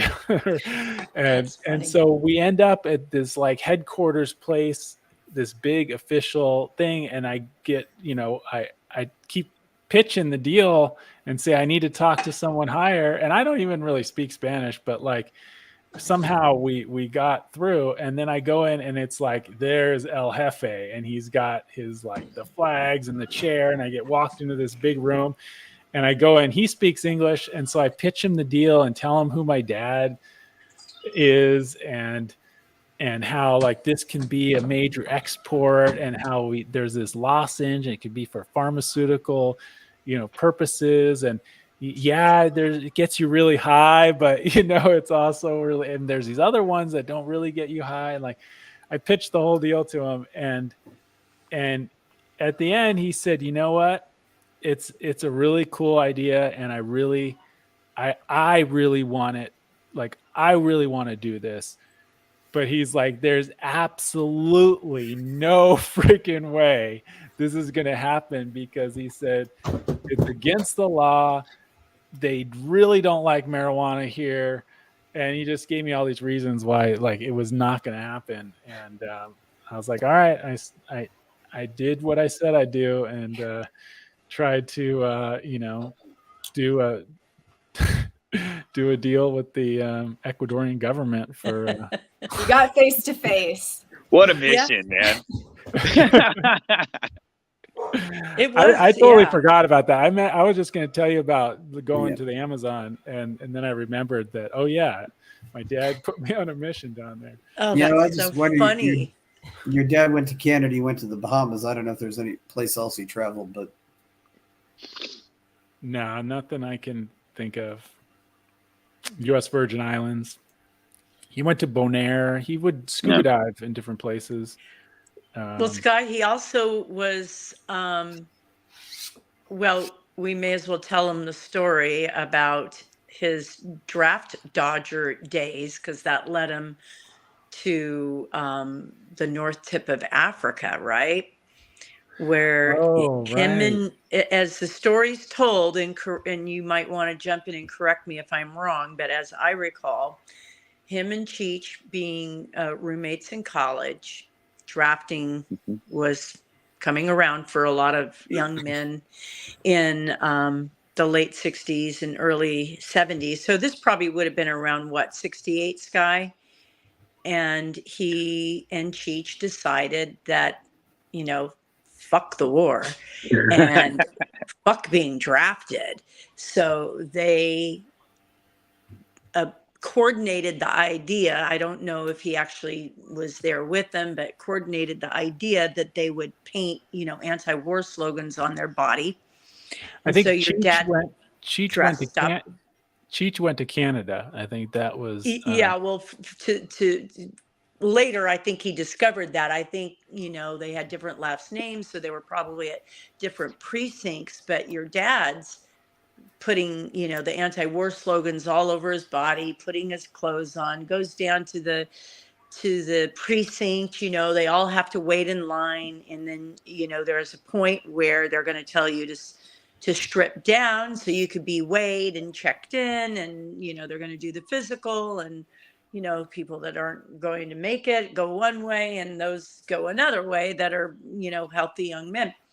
So he, at the right moment, stripped off his clothes and streaked through the precinct, and somehow probably got trapped on the other end as he ran through it, and probably was, when you streaked in those days, you were, screaming out, some kind of a call like, fuck this, you're not going to get me to go. And he would say at the time it was okay, it was appropriate to say, I'm not going to go kill yellow people, but that the idea was I'm not going to go and, harm another culture that has nothing to do with, me. This is just about my government using me as a pawn. And so they kind of trapped him in a room, because they wanted to separate him from these other young men, and they didn't want him poisoning their minds. And so they got him and they sat him down at a table. Maybe somebody brought him his clothes to get dressed again, and they were interrogating him. And, being the smart guy that he was probably wrapping them around circles, right, with his rhetoric. And so finally he said the guy in charge, maybe the sergeant, got frustrated and finally just walked him over to the back door and opened up the door and said, just get out of here, for right now. So, I'm sure they knew they were going to follow up with him. Well, what did he do? But he went and got a job on. Oh, I just remember him saying that he just ran around naked like a crazy person and just acted insane. And, that's how he drafted he dodged the draft. But, yeah, that's kind of typical kind of stuff. Pulled a cleaner off of MASH. Yes. The what? Cleaner. Yeah. I believe that's the gentleman off of MASH who would dress in dresses, and they're all like, "Hey, no, you're still gonna stay." Right, exactly. I'm sorry, I lost you guys there for a minute, but Okay, yeah, nobody's. Can I continue? Yeah, go ahead. I just said I just remember him saying stuff like he just said a whole lot of crazy stuff and just ran around like a crazy person. Oh, yeah. I don't remember this part. What you're saying. Well, he acted crazy for sure, so that they would just say, "We are not letting this guy go," right? And so, and that was true. They did not want him to poison the well. They are trying to get these guys to go fight a war that we all know now was just, Nixon's war. Yeah. And, every president leading up to Nixon's administration. But so he ends up getting a job. I don't know how long it took, but he gets a job to teach diving to recruits in the Dianetics, science of mind, L. Ron Hubbard. And so that ship is out on the north tip of Africa, which, if I recall, since I knew some other commercial divers, they're looking for gold. They're looking for sunken diving ships or rather sunken Spanish ships or European ships that might be carrying a lot of gold.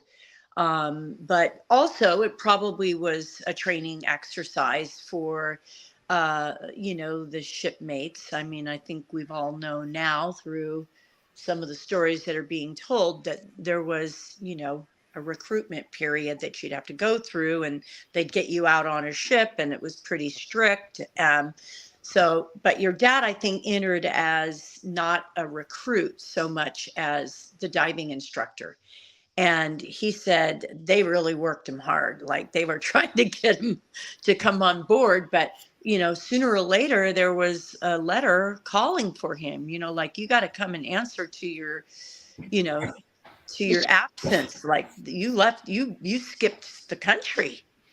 And so this is where you might have to help me, Sky. I guess eventually he got back into the country through the help of your uncle, your mom's brother, maybe, who was a lawyer. All I know or your is he was on the ship and he said he saw some really bad shit going down. yeah. Like the guy L. Ron Hubbard would come onto the deck and like completely scream and obliterate someone and just turn them into nothing. And then like a child would walk out. He'd be like, "Oh, I love you. Like, so you're so amazing." Like he kept seeing him flip flop like that. And he saw like cases with guns in them. And like, he just got the weirdest vibe. And I thought he said the last time he was like, you know, they docked the ship in the US, he just like jumped off. Got out of yeah there. He said they were nuts, and we all have heard since that time that there's a lot of issues around that organization, and that's a lot of what you hear is that L. Ron Hubbard was abusive and didn't let you out when you got in. So your dad got away from that, and I guess so. To your point, Cheech went to. Don't know if he ever went to the. I don't know if anybody's read about it, and maybe one of Cheech's, a memoir or something. But whether he actually streaked like your dad did at his precinct, but he was in Canada, and that's where he met Tommy Chong was in Canada.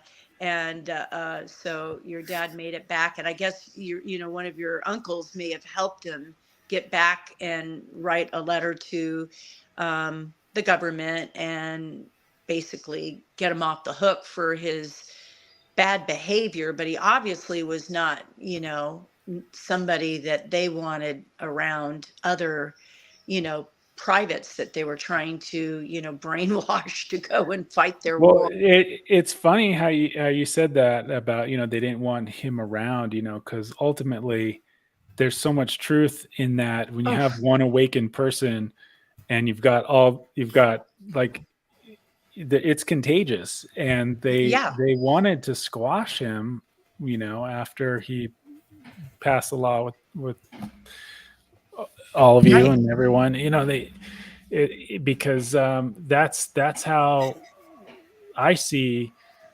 people's potential being held down in our society today is not by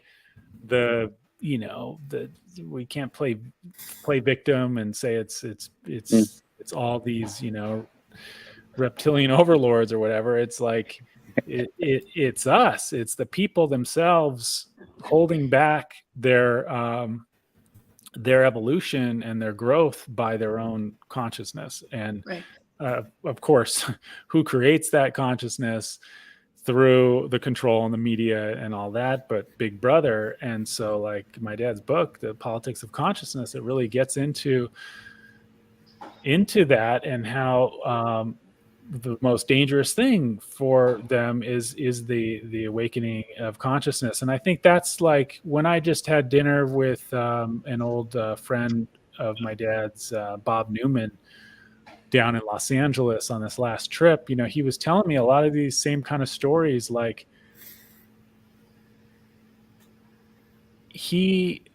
this guy, Bob Newman, came to the Earth Camp, and he was a counselor there. And it was like the only place growing up in LA. Like he felt felt like his home. And like my dad took him in and showed him this path of life that, this other life that could exist. I mean, these kids were going from, Los Angeles to Northern California and just spending, 2 months with these radical kind of hippies who were showing them, this whole other way of life. And so Earth Camp, because most of you all had your connection with him through, politics and cannabis, but Earth Camp, that when he did Earth Camp with my mom, it was like, that was the biggest consciousness expansion it touched so many people. It was like, like it changed their entire life. And people like John Lovitz went there, and Joan Baez's kids, and my dad and my mom went up and down the West Coast and pitched these families like, hey,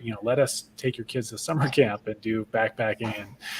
And they had organic gardens and stuff. But there was always this thing called my dad always had this thing about liability. You're either a liability or you're an asset. And he had such this intense way about him, which I found out later, the way he learned to discipline and essentially be a father was by being a parole officer for juvenile hall kids in freaking, Northridge or whatever. And so I'm like, oh my God, what did I sign up for, to go ahead and have to, like, he had some intensity about him with the discipline. I talked with my sisters about this, and, it's definitely like, that's what created this whole thing at the summer camp where people would be, if they were a liability, they would basically get put on restriction. And there was this whole other, and see, this is what happened is this guy, instead of getting sent home, Bob Newman, he got, he was a liability and he got put in this special like part of camp. I don't know exactly, Bob. But something, yeah, he was so thankful that like he did extra work or could work on his stuff rather than being sent home. So the people from Earth Camp have a lot of appreciation, a lot of respect for what kind of that consciousness that he paved for all their experiences that have still stuck with him and been a major part of their life today. Hello, Bruce. Welcome. Hey, Bruce. I'm still struggling with my technical stuff here, but good afternoon from Arizona. You're a little blurry, Bruce, but you're clear. I'm not really much of a Zoom You sound guy, clear, but the picture's a little blurry, but that's good enough, man. yeah. It's good to see you. I'm cheating. I'm just using my laptop camera. Hello, good afternoon. So we were talking about Steve's disciplinary ways. Yeah. And Jen, I was going to ask you, because I know I would have people tell me on the side, that sometimes he ran his board meetings the same way. He had a clear vision. I know that he was, what do you say, tough but fair. It was really funny how nicely he could put people in their place and across so many of the different factions and philosophies in the different groups, libertarian or cannabis wise, but he would very diplomatically go have a little word with somebody and they would cool it right away. Yep. Is that what you were saying, Jen? Honestly, I never saw that side of him. I'm like, wow, weird, huh? Well, I guess with other people, but like I said, we were just like buddies. You were just so symbiotic it wasn't like I didn't have that dynamic. Not at all. You just resonated with them really well. But I remember just like silly buddies. Yeah. Yeah. When my own sons, who were, probably trying to figure things out when, we had moved in together and Brandon would come and help out. And, he would kind of like, I want to please him, but he felt a little bit of that tension that, there, he needed to please them. There was a certain way that he wanted things done. And, and then Brandon was, a minor. So maybe there was that dynamic, like you explained, Sky, with some of the youth. Sometimes, he was maybe played the real, strong arm, like this is the way it's going to be. No, he was really intense with, like definitely getting his way. It was harder when I was younger. I'd go have to stand in the corner with my nose like right against the corner, and you just didn't speak up to him. And so eventually I spoke up to him and I told him, how I felt. And we got to a point in our relationship where it was very, very lot of mutual respect. And at the end, and I don't know how much my sisters really got to express that to him, but in the end, he had so much appreciation for me hanging in there with him as his son, for so much appreciation for like my family, what I've been able to do with my work. Like, he definitely honored those kind of things, valued those kind of things in a way that, we, no matter like all the shit I went through with him, like it still was we got to a place of a lot of mutual respect. And, towards the very end there, he was still really had those moments of lucidity where he honored and respected like what I've been able to do as far as carrying the torch of some things he instilled in me. But yeah, he had a way of discipline, and but he had that grounded approach that could keep carrying a vision forward, which is important. Yeah, agreed. That was the shamans. That's the really great part, is your dad was shamanistic in politics, if you can understand that. And the best thing is tough love. I mean, just like own it. Just own it. I mean, you will be way more accepted in your own life and in your own mind if you can just call your own bullshit. And your dad was really cool about that. It wasn't like, all right, well, are we going to have a pity party here, or are we going to move forward? And that's kind of that's the beautiful thing, is shamans don't heal people. They show them how to heal themselves.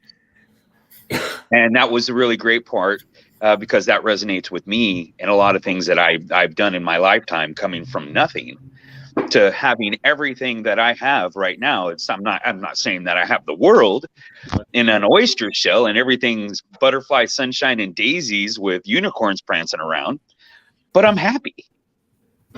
And that was a really wonderful thing, is your dad was really great about that, is being like, all right, yeah, shit's hitting the fan, but still be happy. Yeah.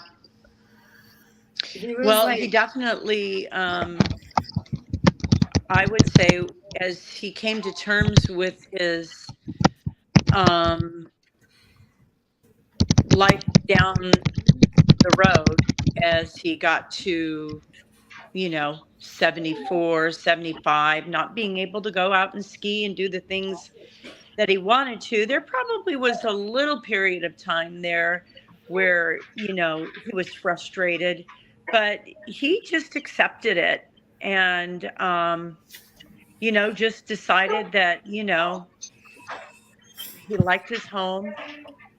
He liked being in Tahoe. He liked his routine, and he just accepted it. I would not say he I don't think a lot of people with brain injury can come to terms with it as easy. Sometimes yes, sometimes no. But he let it go. He let it go eventually. I think it was a little bit hard in the beginning, but he was so busy trying to just deal with functionality, like, okay, I'm going to get up and I'm going to set goals and I'm going to walk, to and from, the bedroom 10 times a day, and, sit like Sky would have him, Sky was really great about getting him into a routine with his weights. And, if you can only sit there in your chair, Papa, just, pick that weight up, and, 5 times a day, just pick it up and do your weights. And, I felt, and we had, for lack of a better term, we had a really sweet life. I mean, no, we weren't going and jet setting like we thought we would, and St. Croix and go, scuba diving, all the things like, I'm going to do this with you and I'm going to do that with you when we first fell in love. That was maybe the hard part about, a new marriage and getting, into this relationship where we started building all of these dreams and this is what we're going to do together. And then boom, it just kind of came crashing down within a couple of years. But we figured it out. We were like, look, we just want to be together. I accept my role and he accepted his role. And, like you said, Jen, he just, joked around a lot, What can you do? Yeah, I think part of like no pity party. What I think about with Steve was like his eternal positivity. Mm-hmm. He's like glass half full all the time, to the point of I'm annoyed right now. Like, no, okay to have an empty glass sometimes, but always having that positive mindset just as default, like unwavering. Like looking at the positive, how do you go forward? Not like we're not going to wallow in our bullshit. We're going to figure out what do we take from this and go forward and be positive. Mm-hmm. Yeah, that's kind of like, I don't know. That's kind of where I riffed when you guys are talking about that kind of stuff. Yeah. He would always say, not good, great. Awesome. Bruce, why don't we open the floor to you to share some of your background and experience with my dad. Yeah, and what your relationship was. Yeah, thanks, Bruce. Oh, well, I first just heard of Steve because his friends who are running the legal fund were in my county chapter of the Libertarian Party. And I was on their board, so I got exposed to that. What Mark Murphy and Joe Cobb. Joe Cobb is one of the leading economists in the world. If there was baseball cards, he would have one of the most valuable ones. Personal friends with Milton Friedman, taught alongside Milton Friedman at University of Chicago, and also David Nolan, one of the primary founders of the Libertarian Party. Those three guys ran his legal fund, and so I got drawn into that. And then I ended up being the executive editor of the Libertarian Party of California's newspaper, as well as being on the state board. And that was really great because I had so much leverage, and so I would be running stories about Steve every issue, and we printed 5,000 some copies to paid subscribers every month. And that I didn't even know him, but it was such a great story, and I knew about him, and then we met. Because of that, I did a lot of fundraisers for him and his wife at the time. And that's just how we started being friends. And of course, it would confuse the hell out of the libertarians because at all the conventions we would sit together and work together and mostly vote together. And they would be, wait, necktie guy, stoner guy, how does this work? So we had a lot of fun together, and I learned a lot from Steve. Definitely went through a lot together for sure.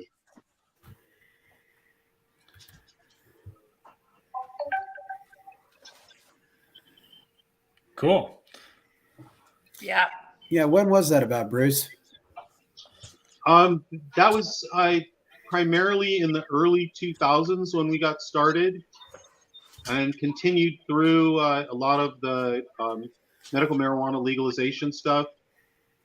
One of the things that, this was even before I met him, but I was, sort of emotionally tied to his case when he got arrested and thrown in jail. It seemed very, very serious. He had some real horrible health reactions from not being allowed to have his medicine. Everybody at that point still was kind of, oh yeah, weed is medicine, give me a break.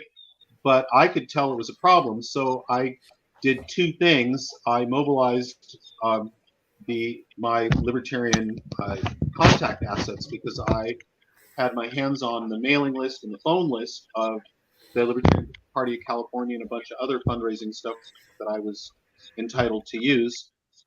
So I got a huge phone bank going, and we just pounded the sheriff and the jail physician, and I personally called them up and tried to get through, and basically never got past their executive secretaries, but just said it's on your hands if you don't let this guy have his medicine because he's going to die. And I know you don't understand what's going on, but let me try to explain it to you. And finally, the physician contacted me by email, the doctor for the jail, and he said, I want this guy to have it. I just can't have him smoking. So is there anything else we can do? And I said, yeah, Marinol. And since I had so many people excited and involved at the time, I put out an appeal and said, can we raise the money? In about 30 minutes, the money came in to pay for his medicine, and we sent it to the sheriff's department however they wanted the money, and he was able to have his Marinol and not be sick anymore. So that was really a neat story, and we got to talk about it in the newspaper and in And that was on in the radio. Placer County. Yeah. Yeah. Yeah. So that was pretty neat, because a lot of people didn't think that we could or that we should or that it was possible. I know Dave Nolan thought that I was crazy and I could never get that much money from libertarians. Joe Cobb was skeptical but was behind me.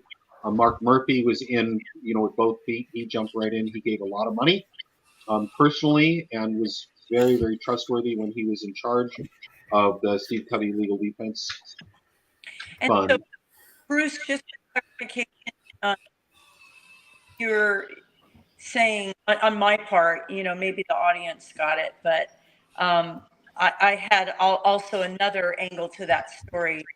You're saying that through the defense fund, you were able to get was it a order? Because I know that the Board of Supervisors also passed a resolution in San Francisco, and so hey, Nobia, you're kind of cutting out. Maybe you could get closer to the mic. Oh, sure. I understand your question. There was lots of parallel activity for that. I didn't coordinate with anybody or talk to anybody. I just went for it on my own. I mobilized my phone list. I made as many phone calls as I could. I used our bulk email list for the California Libertarian Party and all the other fundraising email lists that I was entitled to. I think that Judge Gray let me use some of his email stuff, which I built for him anyways.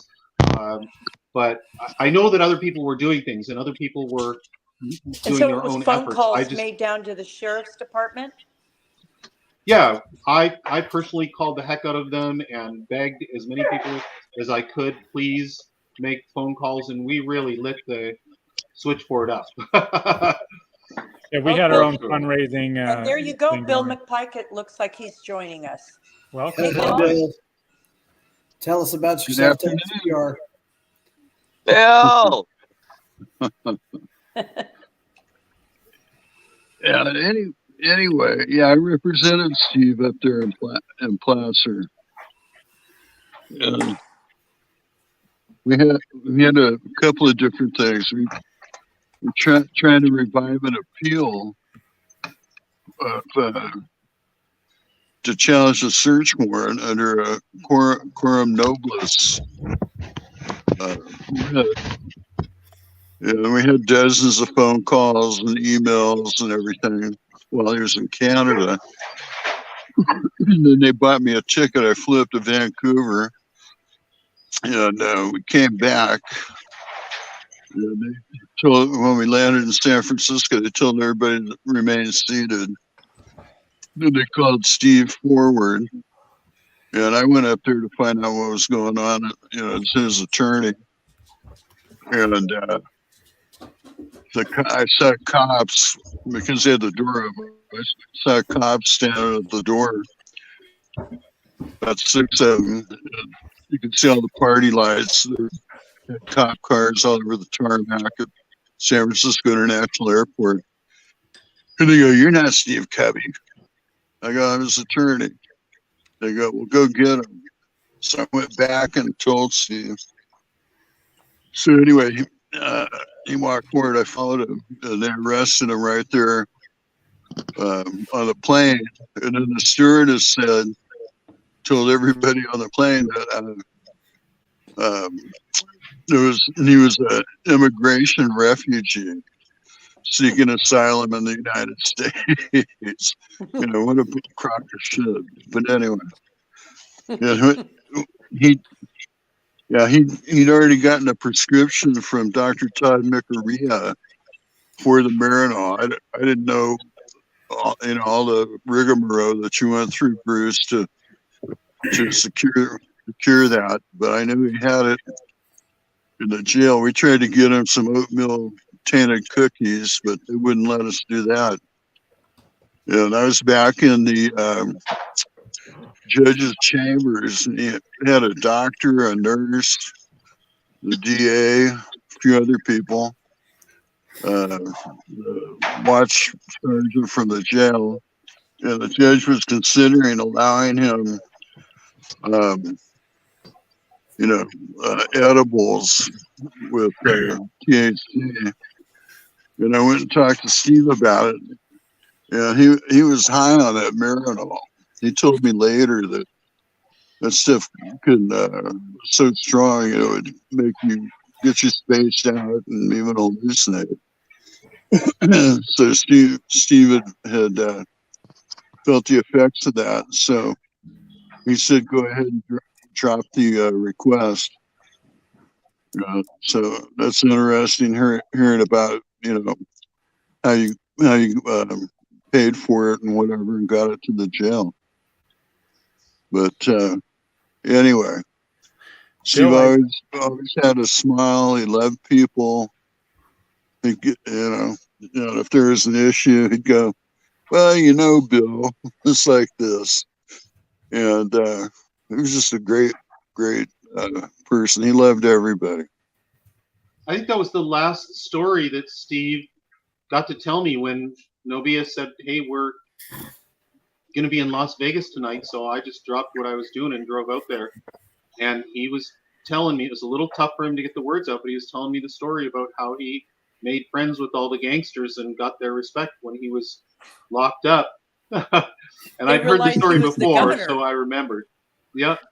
He said some guy suddenly went, "Hey, you're the governor. You're the guy that ran for the governor." And they just started calling him governor. Yeah. Towards the end there, Bill, when he could still really speak, he would like to tell the story of being arrested on the tarmac with you, and when he was marched down the jetway and saw the really bad looking sheriff dude and thought he was in for it, and the guy reached out his hand and said, I'd like to shake your hand because it's for you. It's because of you that my wife is alive now because of the medicine. But I also told the story how he would, right in the heat of the courtroom battle, when it was not looking good, he'd hold up his hand and tell them that he had to go outside and medicate, and that the jury got a look at him actually, and a smell of him actually. Are you talking about in Orange County court? No, in the one where Bill, I think that's the one you represented in Placer County, in the courthouse in Nevada City. Yeah. Because there was two actions. He had the action where he was convicted. Some guest left a psilocybin stem and half a peyote button on the dresser. That was those felony charges. Yeah, and he was. Yeah, that's before he was represented by who was his name?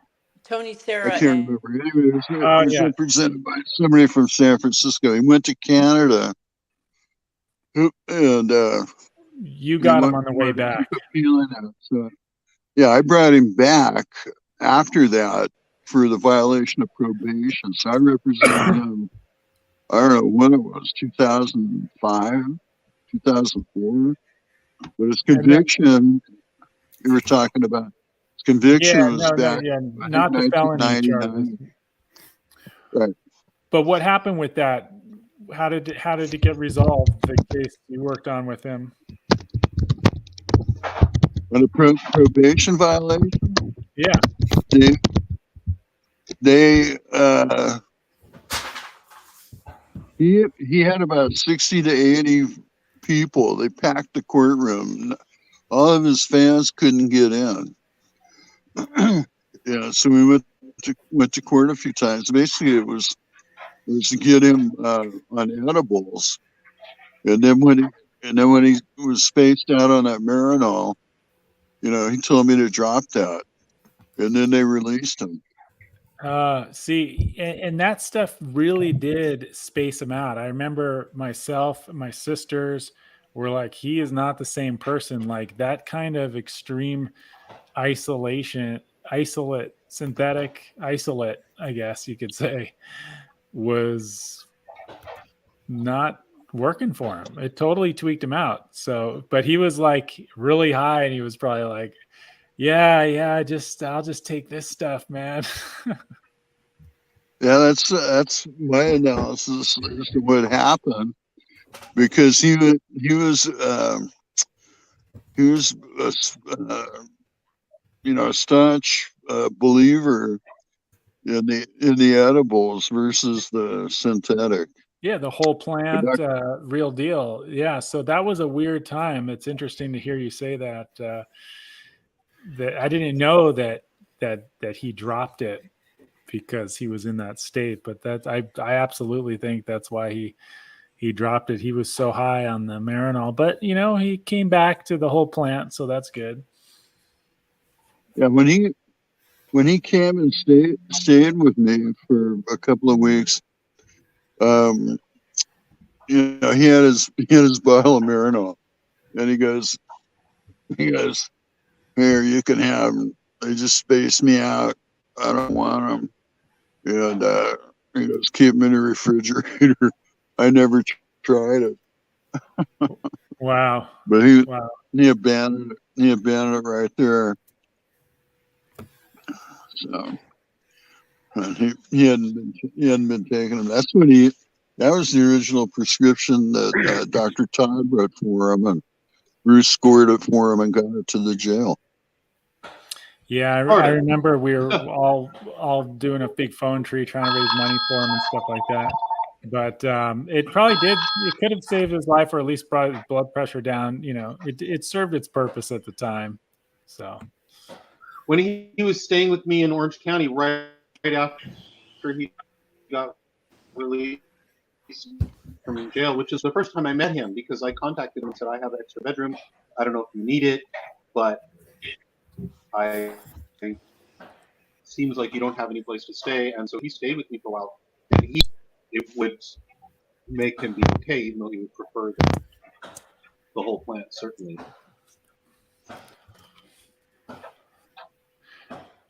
Well, Merrick, when he came up to my house, I go, wow, you're a convicted felon. I go, I got something that might get you excited. So I brought out my Ruger 44 Magnum revolver, and I go, try this. So, Bill, wait a second. I don't know if you remember this, but that's the only gun I've ever shot in my life was at your ranch. And that it was quite the gun. I was shaking. I'm like, I think Steve shot it, and I was like, I don't want it. Those I hurt don't my want hand. to touch that thing. I was like already shaking, and then Steve's like, "Oh, come on, when are you gonna have a chance to do this? Come on, Jen, you got it." I'm like, "Okay." And so then that was nuts. I'll never forget that. I tell that story all the time. Anyway. My dad was always into explosives. Like he loved when shit would blow up in movies and stuff. But he that's at the camp, at Earth Camp, there was this spring-fed little pond, and he packed explosives in there to expand it, to make it bigger. That picture I showed earlier, this is him doing a flip into the pond. Whoops. And so he made that pond really big. They could take canoes Oh, wow. out on it and stuff like that. And the way he told the story was that that all the kids' parents were there for the big event and they put a little bit too much like explosives, and he lit it and it exploded, and they watched everything go into the air, and then the debris started landing all around them, and all the parents and kids had to dive underneath the picnic tables to protect themselves from the blow off of the dynamite. Yeah, anytime we go skiing, he'd be like, like I think he was able to like get the mountain to let him fire off the howitzer, like to blow up the for the mountain to Avalanche. trigger the avalanche. Yeah. But what I was thinking about is that he also got Pentagon clearance to go up in the F-16. And the way he figured this stuff out, like to relate it to a ski magazine, he just loved jets and like going fast. And so to figure out how to get Pentagon clearance to go up in the same jet that they cleared Tom Cruise to go up in, that's pretty far out. But yeah, he used to love to tell that story too of doing the flat spin and then breaking the sound barrier. He got into something where he put up all his patentable ideas and everything, and they were he valued them at $500,000, and he put it into some corporation for some stock, and then he didn't like what the officers and directors were doing. And he came to me and goes, I got to get out of this. And by that time, he was dragging his feet so much that he ended up getting sued. The corporation that sued him was in Texas, and I couldn't practice law in that court. I would have had to pay a fee and whatever to do that. But anyway, I did all the paperwork, and he hired an attorney for a couple of $100, and I got everything. I got a court order reversing his transfer of his intellectual property into that corporation. This is about a year later, and I did it neck pro tongue, and I think he put it on his website. Because Bill McPike showed me a legal time machine, non pro tongue. he would always bring that up. I was amused with that one because what it means, it's like you go back to the beginning, and our court order was non pro tongue, so it's like he never ever put up his IP with that corporation. Then that enabled him, and nobody would know more about this for his next venture. Yeah, he moved it over to cannabis sativa. And that's what we were talking about earlier with Jen is, where she's ready and willing to make that available to, be a part of making it happen. I mean, there's still some life left to that patent. And I think a lot of people would benefit from, the lozenge and the high CBG from the plant. And he lives on through these stories and these things he did. The visionary that he was, he's pretty amazing. That lozenge attained legendary status out here with my friends because there was this underground kind of like awe and reverence for what that lozenge became. So yeah, like just the pain application for people that I remember going into some place to get my card in Sacramento, and there was a guy who had like no intestines and was in like the worst kind of pain every day, and he said nothing touches it but the high sativas. So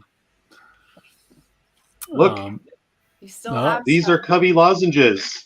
Celestial what? Temple Oh, look Sativa. at that bag. Original Cubby lozenges. That Oh, was how shit. that whole thing got started. Because Steve called me up and he said, "Bruce, you're the best salesman I know." And I was, okay, knock it off. What's going on? You know, I figured he needed me to do fundraising or write an article or something like that. And he said, "No, I'm really serious. I need somebody that can take this product into the cannabis dispensaries in California and get it on the shelves and get it sold." I was, Steve, I got this going on and real estate and this. He's, "Bruce, you're the only person that's going to pull it off. Nobody else has done it, and now I'm asking you." So I drove around and went into all the different dispensaries and actually got it on the shelf and got people to send checks and buy it. And I still have a few. I hate to use them And because that was they're a pre-CBDS memento. days, wasn't Yep. it? Wow, Well, what about Cannabis sativa. he got you to go into the dispensaries and hustle the lozenge. That's pretty freaking amazing. That's I right. mean, And I pulled it off. I didn't think yeah. it's like, okay, I'll do it for you. And I actually got people to do it on his name, and that there was no other product like that. There was carrot cake, there was ice cream, and there was soda pop, but there was no lozenges. Right. I mean, it's definitely, yeah, it's not an easy job, but definitely with his name, it was, I remember him telling me about that actually, about you going into the dispensaries with that, but that was the idea, and to get it out there. But he said he goes you have to use coconut oil for these. well, I flipped the script on his recipe. I switched it all around to, to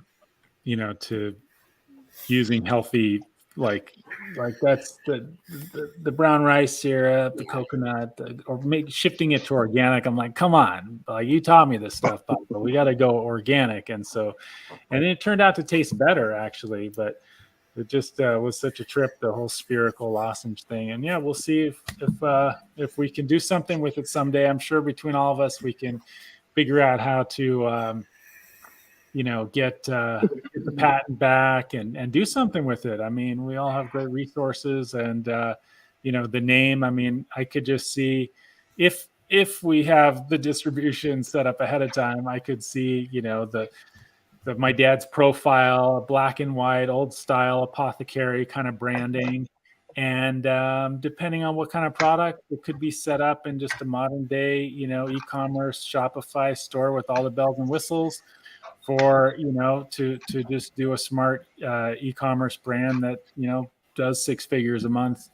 If it has the right pieces in place and it's simple enough, and then representation in certain states where you can't cross state lines and all that stuff. So it would be fun. We'd have to have all the elements together, but I'm also really excited about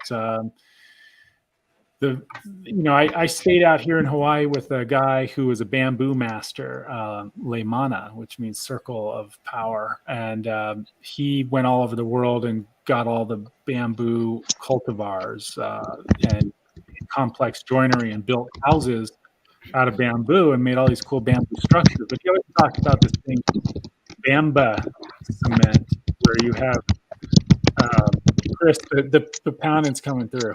Wow. It's like you take the rebar or you take, instead of rebar, you take the bamboo and you bend it over, and then you use the chicken wire like you cement in. You use the bamboo for the forms instead of rebar, like bamba cement. But the whole hempcrete thing, that just takes it to the next level and now we're starting to grow a lot of amazing hemp out here in Hawaii. So you see these old pictures of the hemp, the cars built on hemp, running on hemp. I ran a fleet of biodiesel, not even biodiesel, straight up veggie oil Mercedes, and I rented them out. And I mean, it was kind of a nightmare to maintain all that. But in the tropics, you don't need the heating element. But I was getting recycling the vegetable oil for fuel, and I have a giant 10 kilowatt double wheel old style Listeroid from India that the thing could run on hemp oil and power a whole village. And so I'm excited to see where we can go. And definitely there's been some treachery that had been done, I think, taking advantage of my dad in the end there. And I do believe that we could see some justice served and, at least get that patent back. Well, that you brought up something that I was going to talk about, and that was when he had his burgundy Mercedes. It smelled like you're outside McDonald's. My dad? Yeah. Lead sled. Oh, yeah, right. No, that? he bought that because I told him, hey, a real classy, inexpensive vehicle, like to get it. And he bought a Mercedes. That's right. Wow. Okay. When he was telling me he was going to buy it when he was living with me in Orange County, and I was, why would you? That doesn't make any sense. I don't know. And then he said, well, it's because of biodiesel, and he explained to me the whole biodiesel. I still have all kinds of stuff that he sent me about biodiesel. I almost bought that car from him. I love that thing. Yeah, I mean, it smelled like McDonald's French fries. I mean, As we were sliding down the highway in that thing, we'd be driving to go ski, no chains, no 4-wheel drive, just like everyone else is going to be way more damaged than we are. And he called it the lead sled because that thing weighed like it was literally made of lead. Oh, they're beasts. So like nothing can stop them. That's why they go 500, million-mile Mercedes. So I remember when he got that, I was like, Papa, don't you want to get like a Subaru or something? But I don't know. It's like growing up, that he rejected a lot of my ideas, and then in the end, he not only like accepted them, but remember in the end there, nobody's like, I'll take it as long as Sky says it's okay. He just gave you the reins. He really did. And I admit I was sometimes nervous because, I had to deal with the seizures, but, I mean, I also respect the fact that, you're his son and you're innately in tune to his body type. And he didn't have any seizures for the last year of his life, which were thankful. Maybe a couple of silent ones that were, non-incidental. But, sometimes, after he developed that seizure disorder, some of those grand falls it would just shake him to the core. Yeah. It would take him a month to recover. He might get out of the hospital in a few days, but, it was trying to get his language back, trying to get his, left foot, right foot instead of 2 left feet back. It took some time, but, near the end, it was, well, if the pheochromocytoma is going to rear its ugly head again, he had that same spirit of let's try everything. Well, he, as much control as he had, and he was definitely like in control up until he couldn't be. And so, your presence in his life really just allowed him, or in a way forced him also to surrender and to surrender that control. So I think that was really healing for him. In as we know, like towards the end, so much healing happened for him. And that was a big part of it, that surrender to you, and you were in control now. And it was a little weird. I think the seizure disorder was in control for a lot of years. And around 2018, when they started, they put him on Depakote. And I don't know if any of you know anything about Depakote out there. Bad stuff. Bad. It's just so, it's like zombie medicine. And he complained, like, I don't like the way this feels. And so between the first intubation and the second intubation, when the whole seizure disorder took hold, he was in the hospital twice where they had to intubate him. But as soon as he started taking the Depakote, he discarded it. He just said, I am not doing that. I don't have to have, I won't have seizures. But that's not the way it worked. This was one thing that he was like, okay, I don't have to have cancer, or I can control the symptoms of pheochromocytoma. And yes, he was in charge of his body, and he was able to be in control, take the reins, and tell the medical profession what he was going to do. But once he started having status epilepticus, which is the grand mals, and when they start, they don't quit. They absolutely don't quit. I've seen 2-hour seizures when we could not get a type of medicine inside of his nose that would stop it. And so that's when he really had to start surrendering. But they tried doing it with Depakote. And that went on for almost a year until they had him on such a high dose of Depakote that he literally was just laid out on his back and non-responsive. And UCSF told me to take him home and put his house in order. He wasn't going to survive. And that I should go ahead and check him into a long-term, hospice facility. And I refused. And so I just put him in our Tesla at the time and sat him up, buckled him in, patted pillows around his head, drove him home to South Lake Tahoe, and got met by a friend who helped me get him into the house. And we got him an easy chair. And from there, we started getting help with UCSF's epileptic clinic. And the first thing they said when they saw what, Renown had put him on, Renown is in Reno, and they said, never should a man this age ever be on Depakote. And, it's commonly prescribed for bipolar disorder. It's a antipsychotic that just can calm, the brain down, but it was the worst thing in the world for him. And so he got on a better medicine, but I think from that moment forward, epilepsy did kind of run his life.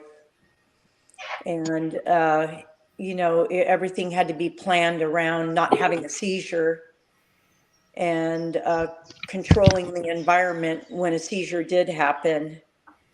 And perhaps that's what, kind of was my driver, is because I could see how incredibly uncomfortable he could be. First of all, to watch somebody with status epilepticus, I mean, it's a grand mal that just doesn't end in 3 minutes. It goes on and on and on. And the level of anxiety you have until, they finally got us these little nozzle sprays where you could stick it in his nose, the medicine, which would be lorazepam, something in the Valium family. That's what really stopped seizures. But pretty much nothing else could. So you'd have to get some lorazepam or, diazepam or Valium. Usually the EMTs would come in and just mainline them with some Valium, and then get him to the hospital, and then the seizures would quit, but he was still at risk for at least another 24 hours. So you had to keep him in the hospital. And that's why it was just such a production, that it was like, you just don't even want to go there. And then it's the 2 days after that he's in a fight or flight because he doesn't know where he's at. They put you in a state of amnesia. So he was constantly fighting the amnesia. And but he, it took a few weeks, and then he'd start to come around and get back on his feet and walk again. And he'd say, there'd be just that one morning he'd wake up and you'd look at him and he'd go, "I'm back," and then you go, "There he is." You go, "Right on, you're back." But Okay. that's probably what was that. But do you? It's 2:49, Chris. Are you wanting to? Yeah. Does anybody else? Yeah, I'd like maybe everybody to say something before we go away, or anything else. Thank you all for being here and honoring my dad. And Yeah. I know he touched a lot of people, and I'm just really I'm really honored that y'all showed up and said such wonderful things. And let's stay in touch. I know he will be happy that we are connecting. Yeah. Absolutely. I'd like to make one last comment here. He enjoyed the fact that Novia had a legal background. And he was always asking her about this and that and everything. And so he was bragging about her to me all the time. So, Yes. Definitely big respect. I don't know. I think I could have just been as dumb as a rock, and he just loved me anyway. And I think that's what was so great about him, is he just loved me, and I just loved him. It didn't matter. Yep. No doubt. Excellent. Okay. Well, we have Well, thank you. we have each other's contact. Sky, I think you and I are on LinkedIn or Facebook together, I think. Jen, you can get a hold of me through Nobia, and Bill. I just miss and love you, man. So I'll talk to you all soon. And once again, thank you for this forum to really get to celebrate life of Steve. Yes, indeed. Thanks, Jeff. Jen, you and I should go and crash. Bill is out in Yosemite. That's okay to say. Yeah. And Jeff is in Visalia. If that's okay to say. We should just go take a road trip and go crash in on them. We should. This summer. There you go. Hey, Bill. I'm in Modesto way more than I want to be. My daughter's doing some backpacking out in Yosemite this summer, so I might look you up when I'm coming through. Right on. Yeah. Stop on by. He's got a 420 friendly glamp ground. Bill does. Right. Oh, fun. Hey, Sky, random side note. I got Black Friday airfare to Kona on a whim. Like a couple months ago, or Black Friday. So I'm going to be on or in Kona like this month for a week if you're around. Awesome. If we go over there, for sure. If you drive over on this side, definitely let me know and come for a visit. So we'll stay in touch, and that's awesome. I also, now that we have the epic South Lake Tahoe ski chalet, then I want to be coming out doing some more skiing and stuff down there. And so everybody.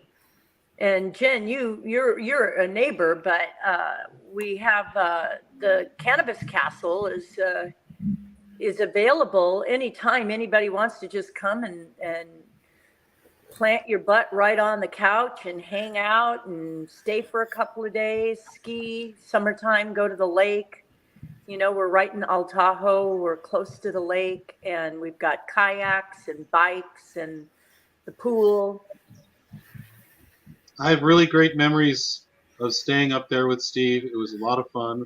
I brought my Akita with me, and every time I walked her, people would stop me, and a lot of them had Akitas themselves. I remember this couple that lived a street over pulled up beside me in this big, huge lifted truck, like an F-350 with 4 doors, and they roll down their tinted windows and they're, oh, we love your Akita, and they're talking about it for a while, and then they roll down the back windows and they said, we have ours with us. And there's a big, huge male and female Akita in the back seat.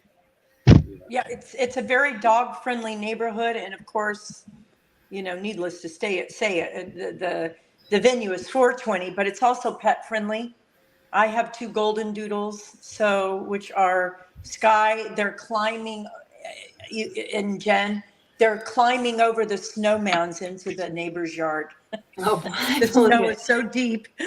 They're just walking over the fence. I believe it. Our deck, our second story, we pushed snow. Now there's just a hill, like to the bottom level of our house from the top story. So a whole story has created a mound of snow, and I'm trying to get Josie to belly slide down it. Like, Oh, that's a good dog. idea. She used to do it when she was a puppy. I'm like, it'd be so cute if I could get her to slide down. That would be really cute. That shit'll go viral, Jen. I know. I know. Maybe we could get Steve to go belly slide. Who knows? Yeah, exactly. In spirit. All right. It's Well, great to aloha, talk to everyone. everybody. Really Yeah, good to aloha, see you. everyone. Yep. So good to see everybody. Thanks, Chris. Thank you. Thank you, Bye-bye. Chris, for doing this. Yes, it's Stay great in to touch. Yeah, see you, I'm Bruce. glad I did this. Yep. Thank you very Talk to much, y'all everybody. later. Bye, All right. everybody. Yep. Take care. Bye. Bye-bye. Bye-bye.